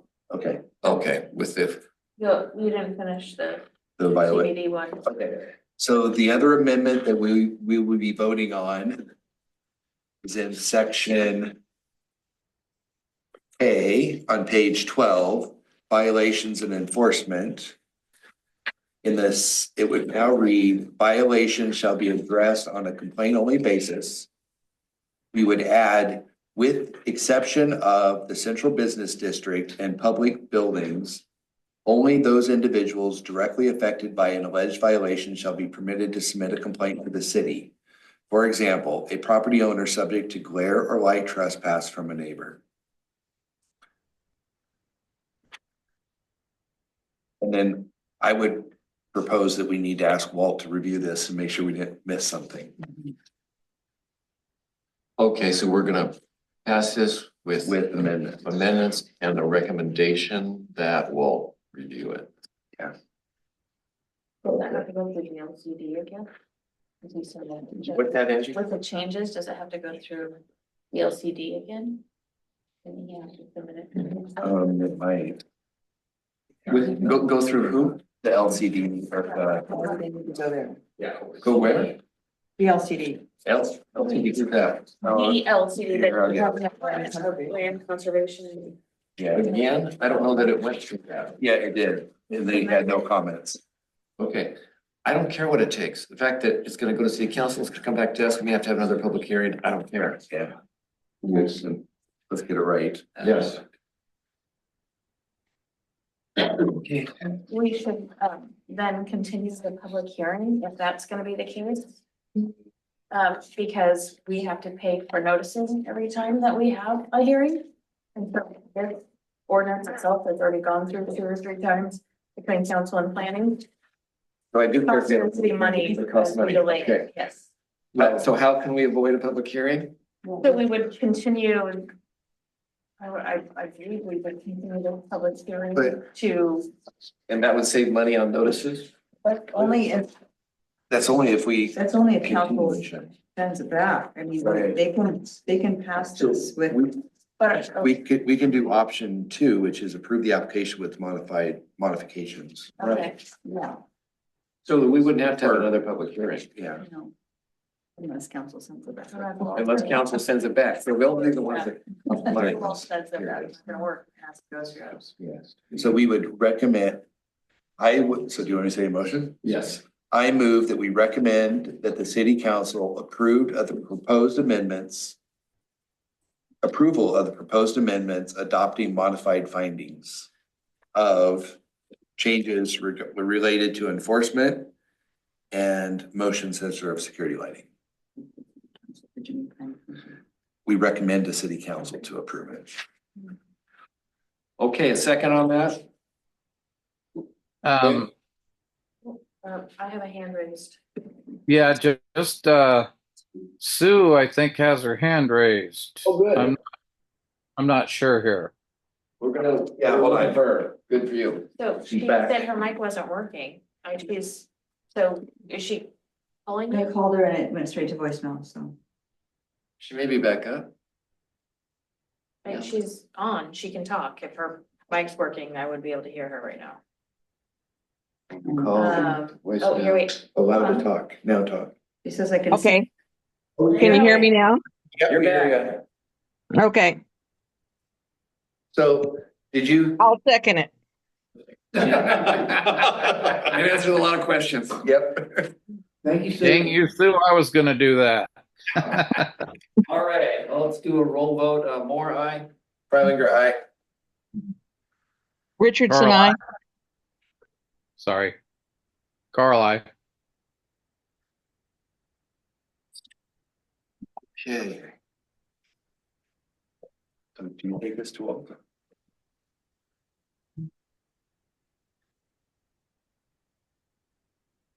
Right, that's the third public hearing. And I close the public hearing. Okay. I forgot to do it. Okay, so that's it for this agenda item.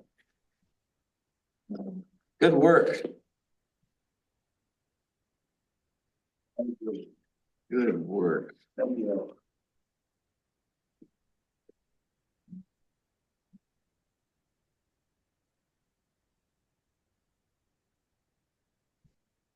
Now, let's do this.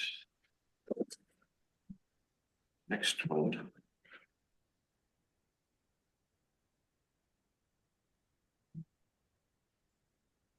I'm gonna open the hearing application, sign variance, application 20-01. 25, Pardon me? 2501. What? Sign variance file number 2501. And the applicant is Phil Higgins, from Yamhill Cycle. Technically, it's Cycle Yamhill County, which is a 501c3. So I'm on the board. On board of Cycle again. Cycle, yeah, Cycle. great. Great, okay, the public testimony criteria, I've already read that. Read the applicant, type of applicant requested. Does anyone challenge the planning commission jurisdiction to hear this application?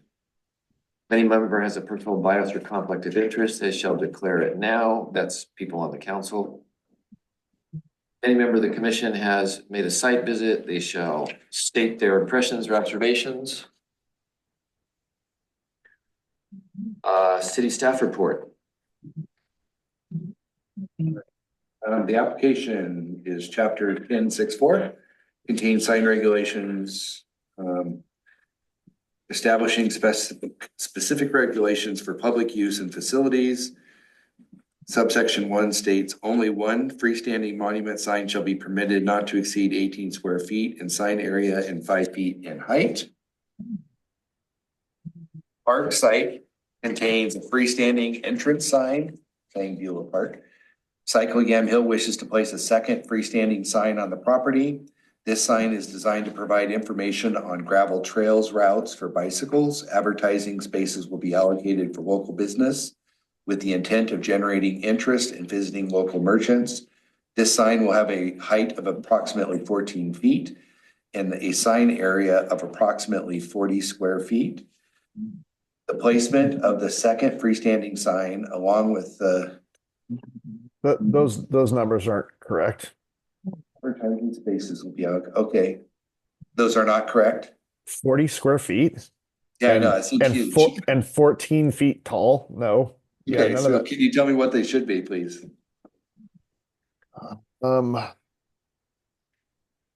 Probably not off the top of my head, but I mean, it's like maybe 5 by 6. Okay. What was the drawing that we sent out? What's that? It's 48 by 48. 48 by 48. 4 feet by 4 feet. Okay, so they got some stuff got mailed out. Yeah, I saw a drawing. Okay, so let me correct that. The sign will have a height of 4 feet, approximately 4 feet by 4 feet, or 16 square feet. Yeah, I'd refer you to the drawing that was submitted with the application of the kiosk itself. So it's not actually a sign. The kiosk, which also has 2 benches and a little kind of shed roof, has a sign component to it, which is the 4 feet by 4 feet. So the But kiosk. again, I'd refer you to the dimensions in the drawing that are in the application. I'll open it up here. Here, I've got it. Here, I got it. I got it. But I see the kiosk, but I don't see the sign. Oh, okay, so it's, Unless, is this something to do with the sign? I can't, can you read this? The scan doesn't show me dimensions. All right, so it's a kiosk, and inside the kiosk, there's a sign. Yeah, a little square area under the roof. Okay. The drawings don't show that sign itself, Well, but it's actually, it's right, I bet it's right. Oop, I see this very light faint. okay. I bet that's it. What's the height? So the sign itself is 4 foot by 4 feet. The kiosk is bigger than that. That's probably the 14 feet. It's probably the kiosk itself. I don't think that's the dimensions either, but I mean, Yeah, or we have the plans, but the picture is the scan they did, I can't read the dimensions. The scans are too. Yeah, So should we continue so with reading this it, yeah, and put in here the sign area of approximately 16 square feet. 16 square feet? Yep. Okay, Yeah, that's the budget. go ahead. All right, the placement of the second freestanding sign along with the proposed height and sign area does not comply with the applicable sign regulations. Therefore, a variance to section 106404 is required to place the sign, as the variance requests relating to changes in the sign regulations are subject to provisions in 1064-220. While the process follows chapter 10-100 variances, the criteria for the sections are specific to signs and therefore apply. For the record, the applicant submitted the necessary application and form submittal to this hearing process consistent with the variance process. As the date of this report, the city did not receive any comments regarding the application. Finding criteria and findings. The following specific criteria and findings. There are unique circumstances of conditions of the lot, building, and traffic patterns such that the existing sign regulations create an undue hardship. The purpose of the sign is to provide information for bicyclists regarding the area's gravel trails. The sign is consistent with the purpose of a public park, and because of its purpose, the proposed location near the trail system is critical, in effect, dictating its location. Further, a larger sign is effectively needed to convey the trail mapping information necessary for bicyclists. The granting of the variance compensates for those circumstances in a manner equitable with other property owners and is thus not a special privilege to the business. As noted, the purpose of the sign effectively dictates its location and size, as the purpose of the sign is limited, serves a public purpose and not in competition with commercial businesses. The sign does not provide a special privilege to the park. The granting of the variance shall not decrease traffic safety or detrimentally affect any other items of the public welfare. The sign will be located on the south end of the park. As the sign cannot be seen from the adjacent 3rd Street, this location will not adversely affect traffic safety or public welfare. Benefits include increased recreational opportunities as well as the potential for direct businesses, bicyclists, and area businesses. The variance will not result in a special advertising advantage in relation to neighboring businesses. The sign simply provides information regarding the trail system. As a public entity and service, there is no special advantage relative to a competing business. The variance shall not be the result of a self-imposed hardship. The applicant was made aware of the requirements and submitted the required variance application. This is not the result of a self-imposed hardship. The purpose of the review is limited to determining whether the proposed sign can be located within the park. Issues regarding installation, maintenance, and liability are separate matters addressed by the city and the applicant. Recommendations. Staff finds the submitted application complies with the applicable decision criteria and recommends approval, subject to the following conditions of approval. The decision shall be limited to the proposed sign variances regarding location, height, and sign area. No other changes shall be allowed unless otherwise permitted by the city. The applicant shall obtain a sign permit from the city of Yamhill. The sign shall conform to proposed sign submitted. Compliance with conditions of approval shall be the sole responsibility of the applicant. And that is it. And then the last page is just our actions. Yes. So just kind of clarification, the sign permit application said 6 by 6 feet. Are we looking at the sign permit application changed when the variance was submitted, or And the sign application says what? 6 feet by 6 feet? We don't have that one. Okay. You have the variance. We have a sign application for a 6 foot by 6 foot sign here, Phil. I'd refer you to whatever it said in the application. I gave you the dimensions there. I don't have that in front of me. It's in your application. So Bottom of sign, 5 feet, so there's 5 feet. Yes. 6 feet. Sign dimensions, length 6 feet, height 6 feet, height to the top of the sign, 1 foot, bottom of the sign, 5 feet. I think those two are backward. Top of sign in feet, I think this is probably 1 foot here. And then 5 feet is this. I think these two numbers are swapped. Okay. So we need to explain that to Phil and ask if we can modify his application here for him. To match the variance, yeah. Yeah, so on the application, I think you got two numbers swapped. It says height to the top of the sign is 1 foot, height to the bottom of the sign is 5 feet. I think you meant the other way around. Top of the sign is 5 feet, bottom of the sign is 1 foot. you feel free to modify. And then it looks like you had 4x4 and scratched it out and said 6x6, but it sounds like it is 4x4. Looks to me like it's 5 foot 8 or 9 inches. It's a foot from the ground to the bottom of the sign and 5 feet from the ground to the top of the sign. I think that makes it 4 foot tall. Not clear on the width. Yeah, and then looking at the printout, I have dimensions on the kiosk, not the sign itself. That is correct. So it's that interior. The light square. Yeah. Yeah.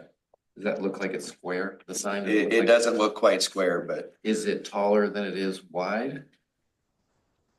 That looks like an old, yeah. it does. It looks to me like it's 6 inches away from the sides on Yep. both sides, It is. and that it's 1 foot from the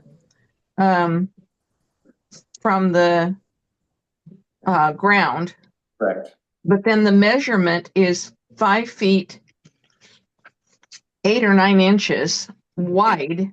It's 5 foot even. I can read Five- it. Okay, So Phil, we want to be clear on the sign that we're providing a variance for if we do so. So we're looking at 4 foot tall by 5 foot wide as our best guess from the drawing. Would you like us to modify the application to be that? Absolutely. That'd be great. So That drawing was what was furnished to us by the vendor. So let's go with that. Because that's the spec they're making it off of. that's 5. That looks to me like it's 6, 5x6. that's what it looks like to me too. It's 5 by 6. 5x6 is what The application says it's 5 foot tall. So I think we're going by the application more than the drawing. Right. We're approving the application, not the drawing. So Well, the application was the reason. You wanna- I'm not trying to put the brakes on here, Phil, but are you okay if we kind of take a guess at this is if it's 4 by 5? I mean, There's a lot of 5 by conflicting. It's a mess. The sign, dimension. the dimensions on the drawing don't match with the dimensions on the application, and so. you use the dimensions on the drawing because that is the spec that the vendor gave us. Okay, so that is how tall it is. This is 5 feet wide and it doesn't have a dimension, but based on this measurement here to the bottom of the building. Yeah. I'm guessing it would be, or bottom of the eave, I'm guessing it's a 6x5 sign. So Sue, that 6 by 5, you agree with that? Yeah, Okay. Great. So let's write that into the application. Do we modify the? I guess so. I don't know.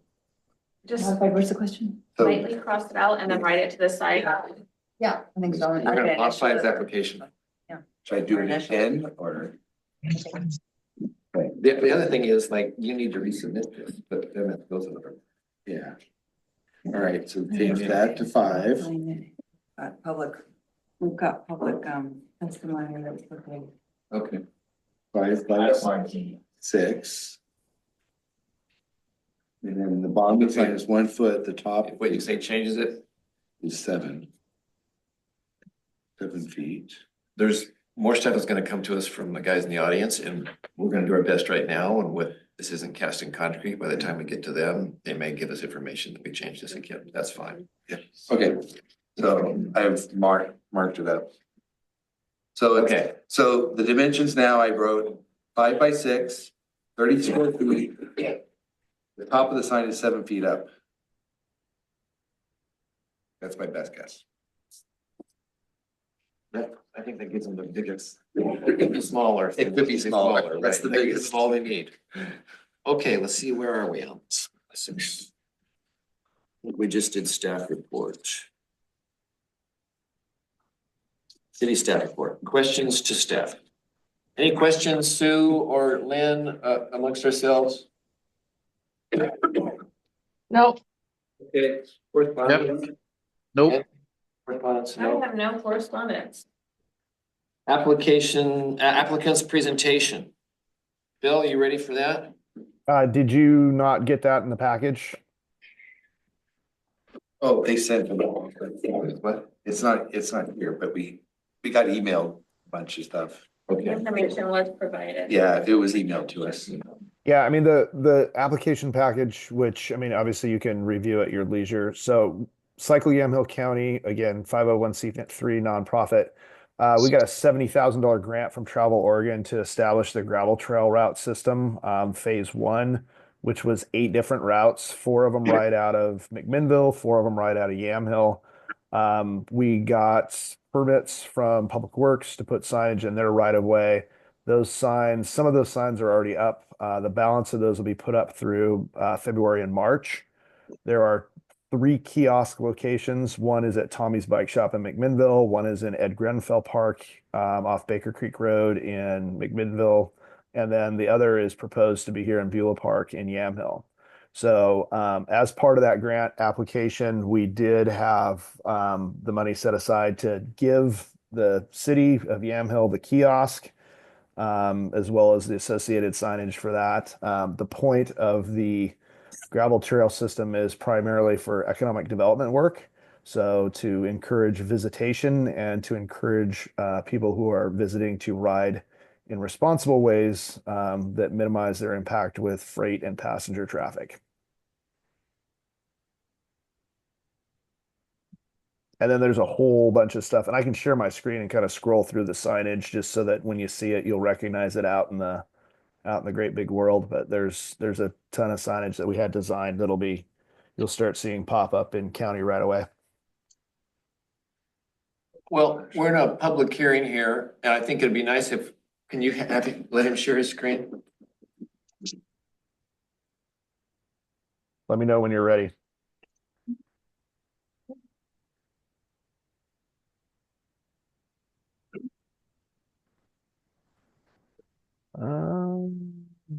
See if I can do that. Can everybody see that?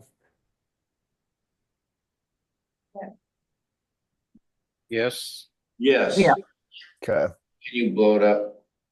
So maybe setting aside some of these dimensions, since we're going to go with what's the spec that was on the kiosk, essentially the inserts on that will look something like this, which will have some information about the gravel trail system, a map, some history about the Trask Toll Road, and then a bulletin board case for the public and or businesses to put stuff in there. Generally speaking, these are the routes that are of various locations. There is signage that looks like this, and like this, and like that. That'll be placed in various county rights of way. The Carson posts will also help visual wayfinding. The Carson posts look like this. Obviously, the arrows correspond with directional guides. So people who are following along on their bike computers can actually have some sort of visual notation. Again, depending on where the Carsonite posts are, they're going to have a variety of stickers, sort of giving visual clues throughout Yamhill, Tillamook, and Washington counties, with Cycle Yamhill County logo as well as the bike. And then that goes into McMinnville. So that's about it. It's just so that you've kind of got the visual wayfinding cues for the stuff that'll be going up along the rights of way. Questions? Yeah, my ignorance here, I'll display it. This has nothing to do with the trail. Yeah. The part of the part. Yamhillius? Yeah, the Yamhill. It does not. Okay, and so that loop there, Yamhill, can you kind of describe where that is for me? I'm just curious. I'd have to get down onto the different map and like actually read through all the road names. I grew up here. I can tell you who lives on the street. I can't tell you what the road names are. If you go out. Yeah. Okay. If you go out Pike and that. Yeah. I mean, yeah, exactly. Most of this is up north, out Pike, sort of Mount Richmond area. And then goes out past one of them goes out past Flying M Ranch. Fairdale area, and then there's the one that's the route that goes all the way to the coast, drops over the hill into Beaver. Wow. And then there's one that goes up and around Barney Reservoir. Okay, that answers my question. Thank you.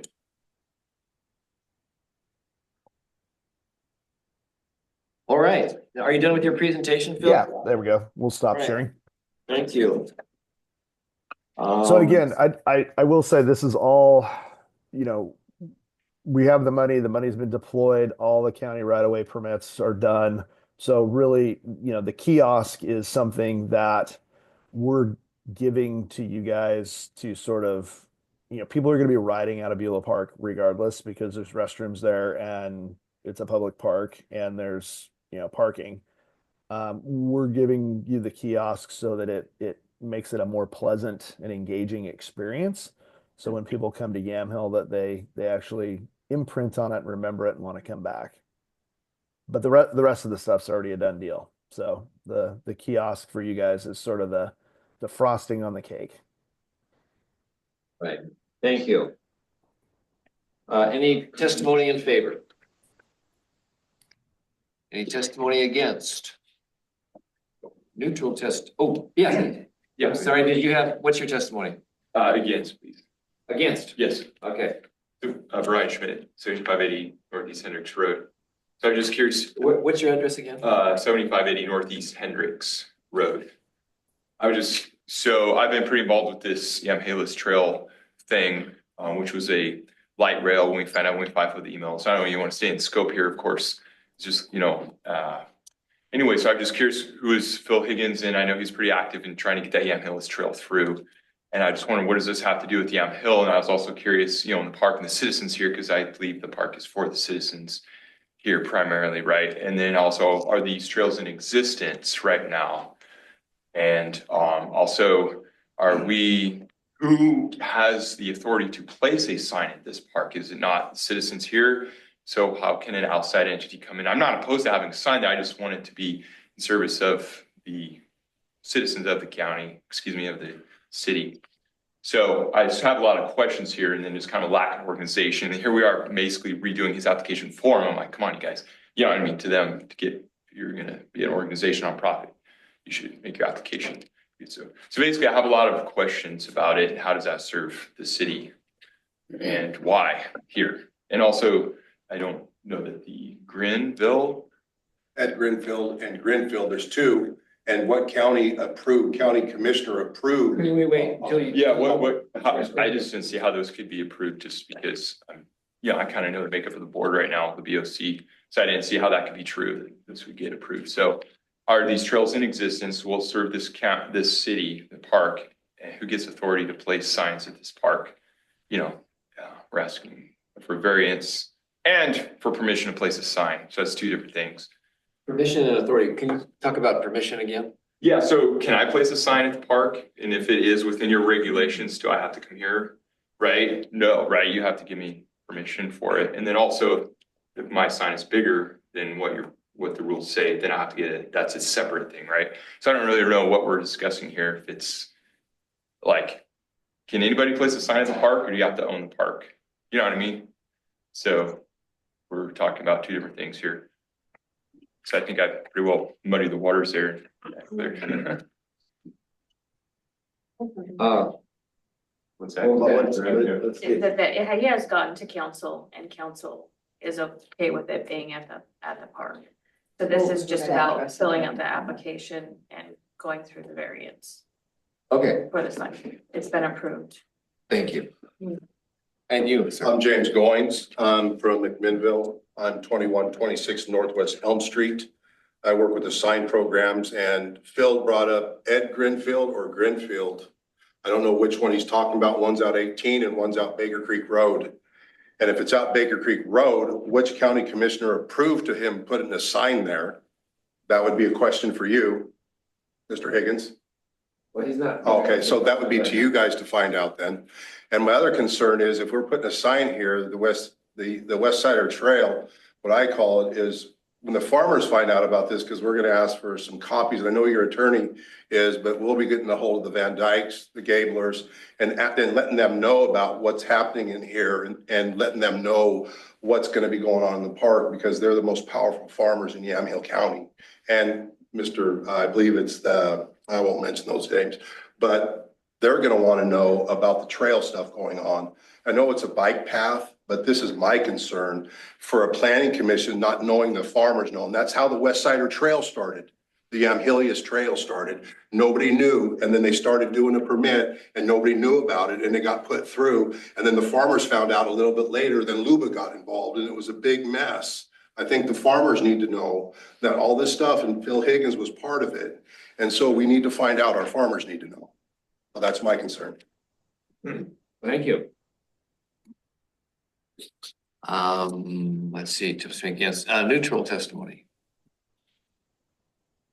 Rebuttal of in favor? Minute. Okay, rebuttal of against. No, that could be by the applicant or. Yeah, it's by the Yeah, applicant. it could be, the next one is commission, yeah, okay. So Phil, or anyone else, rebuttal of against testimony. This has nothing to do with the West Sider Trail.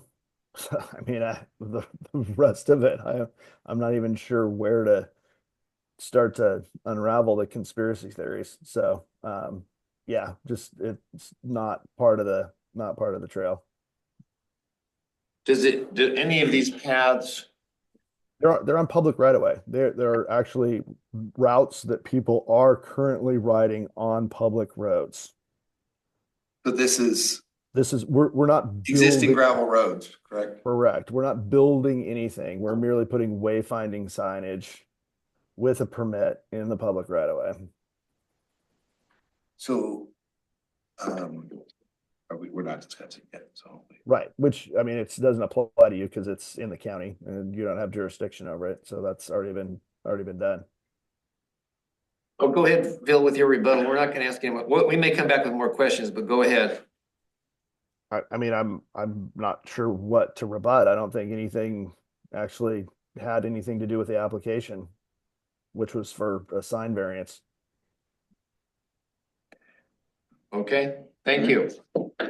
And Now we have commission questions to applicant and public. Let's, what questions do you have, Sean? The applicant. Yeah, I asked him when I said, does it have anything to do with the west, does it on the trail? No. One of the men asked, do these trails exist? I guess they're not really trails, they're roads, and yes, they exist. How does this serve the citizens? I heard the applicant say that directions to businesses. And Yeah, so I also, yeah, as I say, also in your packet, you should have a whole bunch of data relating to outdoor recreation and how that provides okay, Phil, economic. thank you. Okay. Your time's up, sorry. so, I guess, are we having a conversation? Are we closing the public hearing? Well, we gotta talk before we can ask questions to the applicant and the public. We gotta figure out what our questions are. Yeah. If we have, so after we talk amongst ourselves, we may have questions to ask. So I'm kind of inserting this Okay. time for us to put our heads together. So my first thought is what's happening in the county has nothing to do with us. Okay, that's about what county commissioner approved. Right. I mean, that's a valid question, but it's not a question that we answer. Yeah. I don't know anything about it. Right.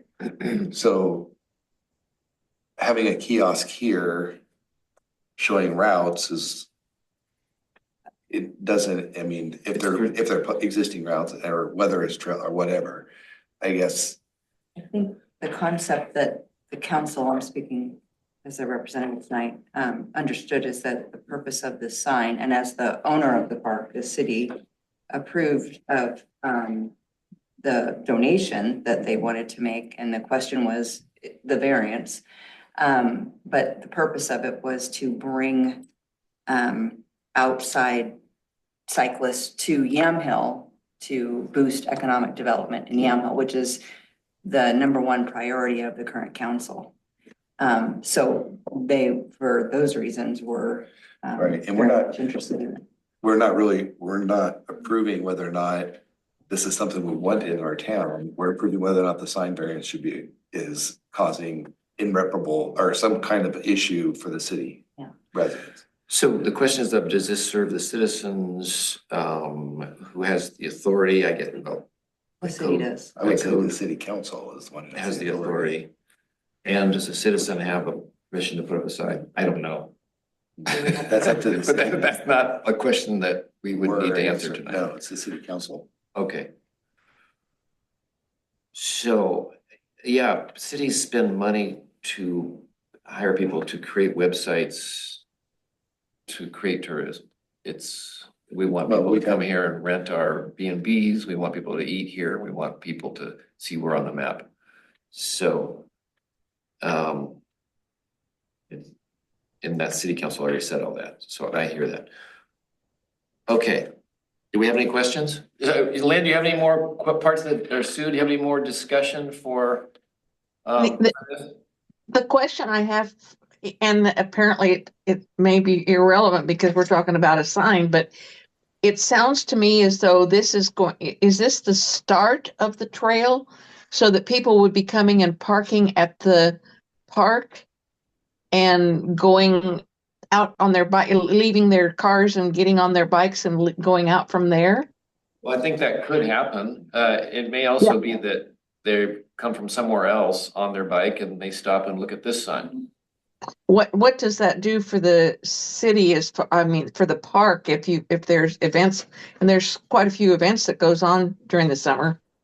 What does that do because it's such limited parking down there?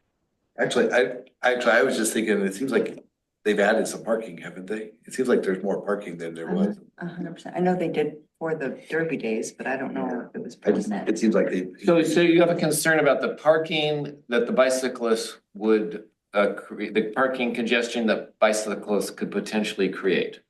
That was just a thought, but I'm 100% for this because if it helps bring tourists to our town, that's going to help grow our town. Okay, I think that's a valid concern you can ask city council when they. Right? I kind of think, That's not really. I don't see that as a problem. I mean, I don't think we're gonna have the crowds. I guess I'm saying it's not a question for us to answer, I don't think. Is it? We're just talking about a sign variance here. Right. Thank Yeah. you. Okay, I got off track. Here we go again. Yeah, Lynn, do you have anything? No, I got nothing. Okay, let's see where we're at. Final staff comments. The chairman asked the applicant, do you want to waive the right to submit additional written arguments at this time, Phil? Yeah, I'm good. Okay. So now we're ready for a motion. Let's again go to our recommendations from our planner.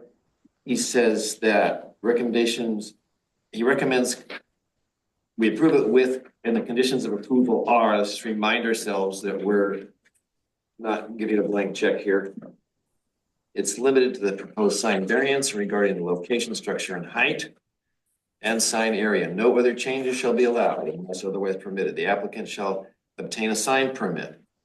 The sign shall conform to the proposed sign submitted as part of this application. Compliance with the conditions of approval shall be the sole responsibility of the applicant. All right, so we're ready for a motion to approve the application and adopt the findings, or to approve it with modifications, or deny it or continue. Do I have a motion? I move to approve the application and adopt the findings of the staff report. Do I have a second? Do we I'll have to add the modifications because we changed the measurements? Oh, that's a good Let's point. say, yeah, so as modified As on the modified. application. Good point, Sue. That kind of brings what we did here Yeah. into making it official. Yes. So I move that we approve the application with modified findings of sign dimensions as written on the application that I will give to Shelley. Nice job. All right, let's second that again. I'll second that. All right, we're ready for a vote. Moore, aye. Fryer, aye. Carl, I. Richardson, aye. That's it. Back to the agenda. We have a couple more things. Thank you. Other housing grant, we don't have an update. Do you have an update on the housing grant? There's just a general update. We had our third citizen advisory committee meeting, ran through all the development code and housing code updates. The consultants left with a very good understanding of the direction the town wants to go. They're coming back March 31st for the fourth and final full draft version of those documents for the committee to review, and then it will go to planning commission for a hearing and city council for a hearing after that. There was something there I want to bring up. They, the consultants proposed different types, 1, 2, 3, and 4 of applications. And type 1, city staff would take care of, type 2, city staff would take care of, 3, planning commission, 4, planning commission, and then, on the city council. But what was in type 1 and 2, I had issue with their recommendations. They were recommending that electronic signs become staff approval, not a conditional use. And I explained to them, hey, we did this because of that sign down there, and we are still have a sore thumb about it. And we don't want to have things not go before citizens, us. These things like electronic signs, and there were a few other things, without only going to staff. We want to see it. So people, so this group of people that were here, there were some citizens, there was the consultants, there was a city council representative, I was here. They were kind of asked, what do you think these various approvals should come before the city, should come before the planning commission or not? Like, there was another one of them, replatting subdivisions, and I was like, what? You're gonna let staff do that without us? I don't understand perfectly what that means, but I don't like the smell of that. So regardless of what this next group says in 3 weeks, their findings will come to us first. And I just wanted to kind of alert you to the fact, and hopefully we'll get some, when you get some communications, be looking at what are type 1 and type 2 and where the planning commission still has their stamp needed. Can I add to that? Yes. So subsequent to that, because you brought this up, the consultant sent the current list of recommendations. Here's what's in type 1, here's what's in type 2. And we sent that to the committee for them to go through and say, I would like this to be moved to 2 and 3, et cetera. Right. So you should have both received that. And so you can go through and Yeah, so it's whatever important. those recommendations would be, send them to me and I can get them to them so they can modify that in the draft version. And regardless of their consensus, it goes through us next.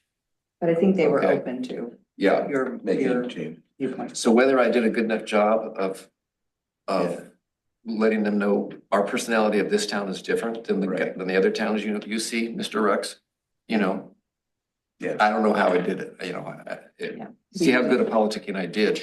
But if it wasn't good enough, then we won't modify what they give us according to our vote. Right. Okay. Resignation received for Walt, and you want to talk about that, about time frame? Yeah, so Walt gave me his notice of resignation at the beginning of January. Says it's time for him to retire, which makes me sad, but I'm happy for him. So we are in the process of reaching out and talking to various contract planners and other organizations that have expressed interest in helping us. And he gave the 30-day notice as, he's obligated to do by his contract, but he has indicated he's available to us to help us as long as we need through the transition, assuming it's not terribly long, but the next, few months. But I think I should be able to have somebody hired hopefully within the next month, by February, hopefully. It looks like Title 11 revamp will kind of hit a hiccup up on the road. I think that'll be transition. put on hold, I think. Yeah. Okay. Resignation from Jaden Roberts, Maxfield. Opening for planning commission will be advertised. And it is advertised, yeah. Nominations, elections for planning commission chair and vice president and secretary. We're gonna do that now, Angie? Yeah, it says at the first meeting of every year that We- we would make nominations for council. Okay, for chair. Chair and Are we doing nominations and elections tonight or just nomination? We don't decide who's on the council, we just do. Is that, I thought we voted. So I think last year, you guys did a recommendation to council. I don't think that that's required. I think it's the planning commission that decides who's on their, right, who's their chair and who's their vice chair, secretary. So you guys would, open the nomination, and then the members would be able to nominate. We do need a second to a nomination. And after all the nominations are made, then we would, accept or we would ask make sure that they accept the nomination and then, close and vote. Okay, and you're vice chair right now. Is that right? Mhm. So why don't you run them for chair and I'll run them for vice chair. Maybe you'll get elected chair and then whatever, then okay, so you'll run elections right now for chair. Okay, Great. Do what you can. all right. We're open for nominations for chair. Lynn, Sue, do you guys have any thoughts? Well, it sounds like Frailinger's it. Yeah, I kind of like it the way it is unless Sue wants to join the party. Nope. Nope, I I got got no- too much. I got Yeah, too much I have on my no plate. interest. So do we still have to make a motion then, or? Make a motion and someone needs to second. Okay, Freilinger for chair then. Nominate Spranger. Any other nominations? I think so. Was Ken still interested in doing it? Well,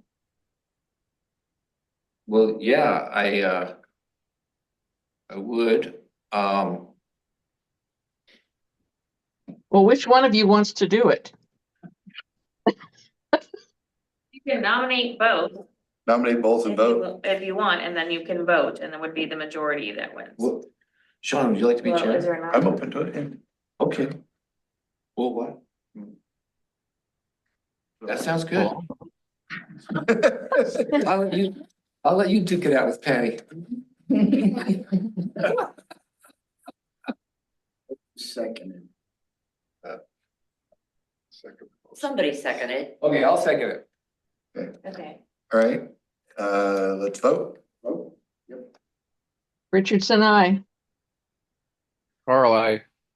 Right. Abstain. All right. So now you you're in charge. Well, yeah, I guess the city council approve us or this is it? No, No, we need a vice chair too. No, do they approve our elections or? no. Okay, Okay, more for vice president secretary.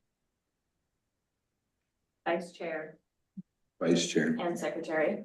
Do I have a second? I'll second it. And a vote. Richardson, I. Carl, I. Freilinger, aye. more aye. That's if you accept. I mean, I forgot to ask that. Start seeing that. All right.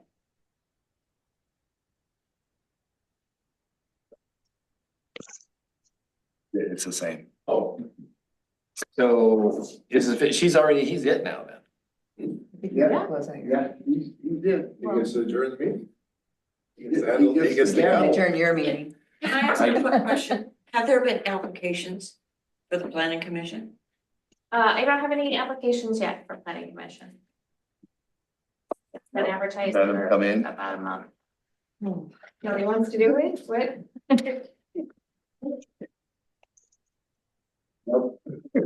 He's already on 3. He doesn't get to be on it. I'm already back.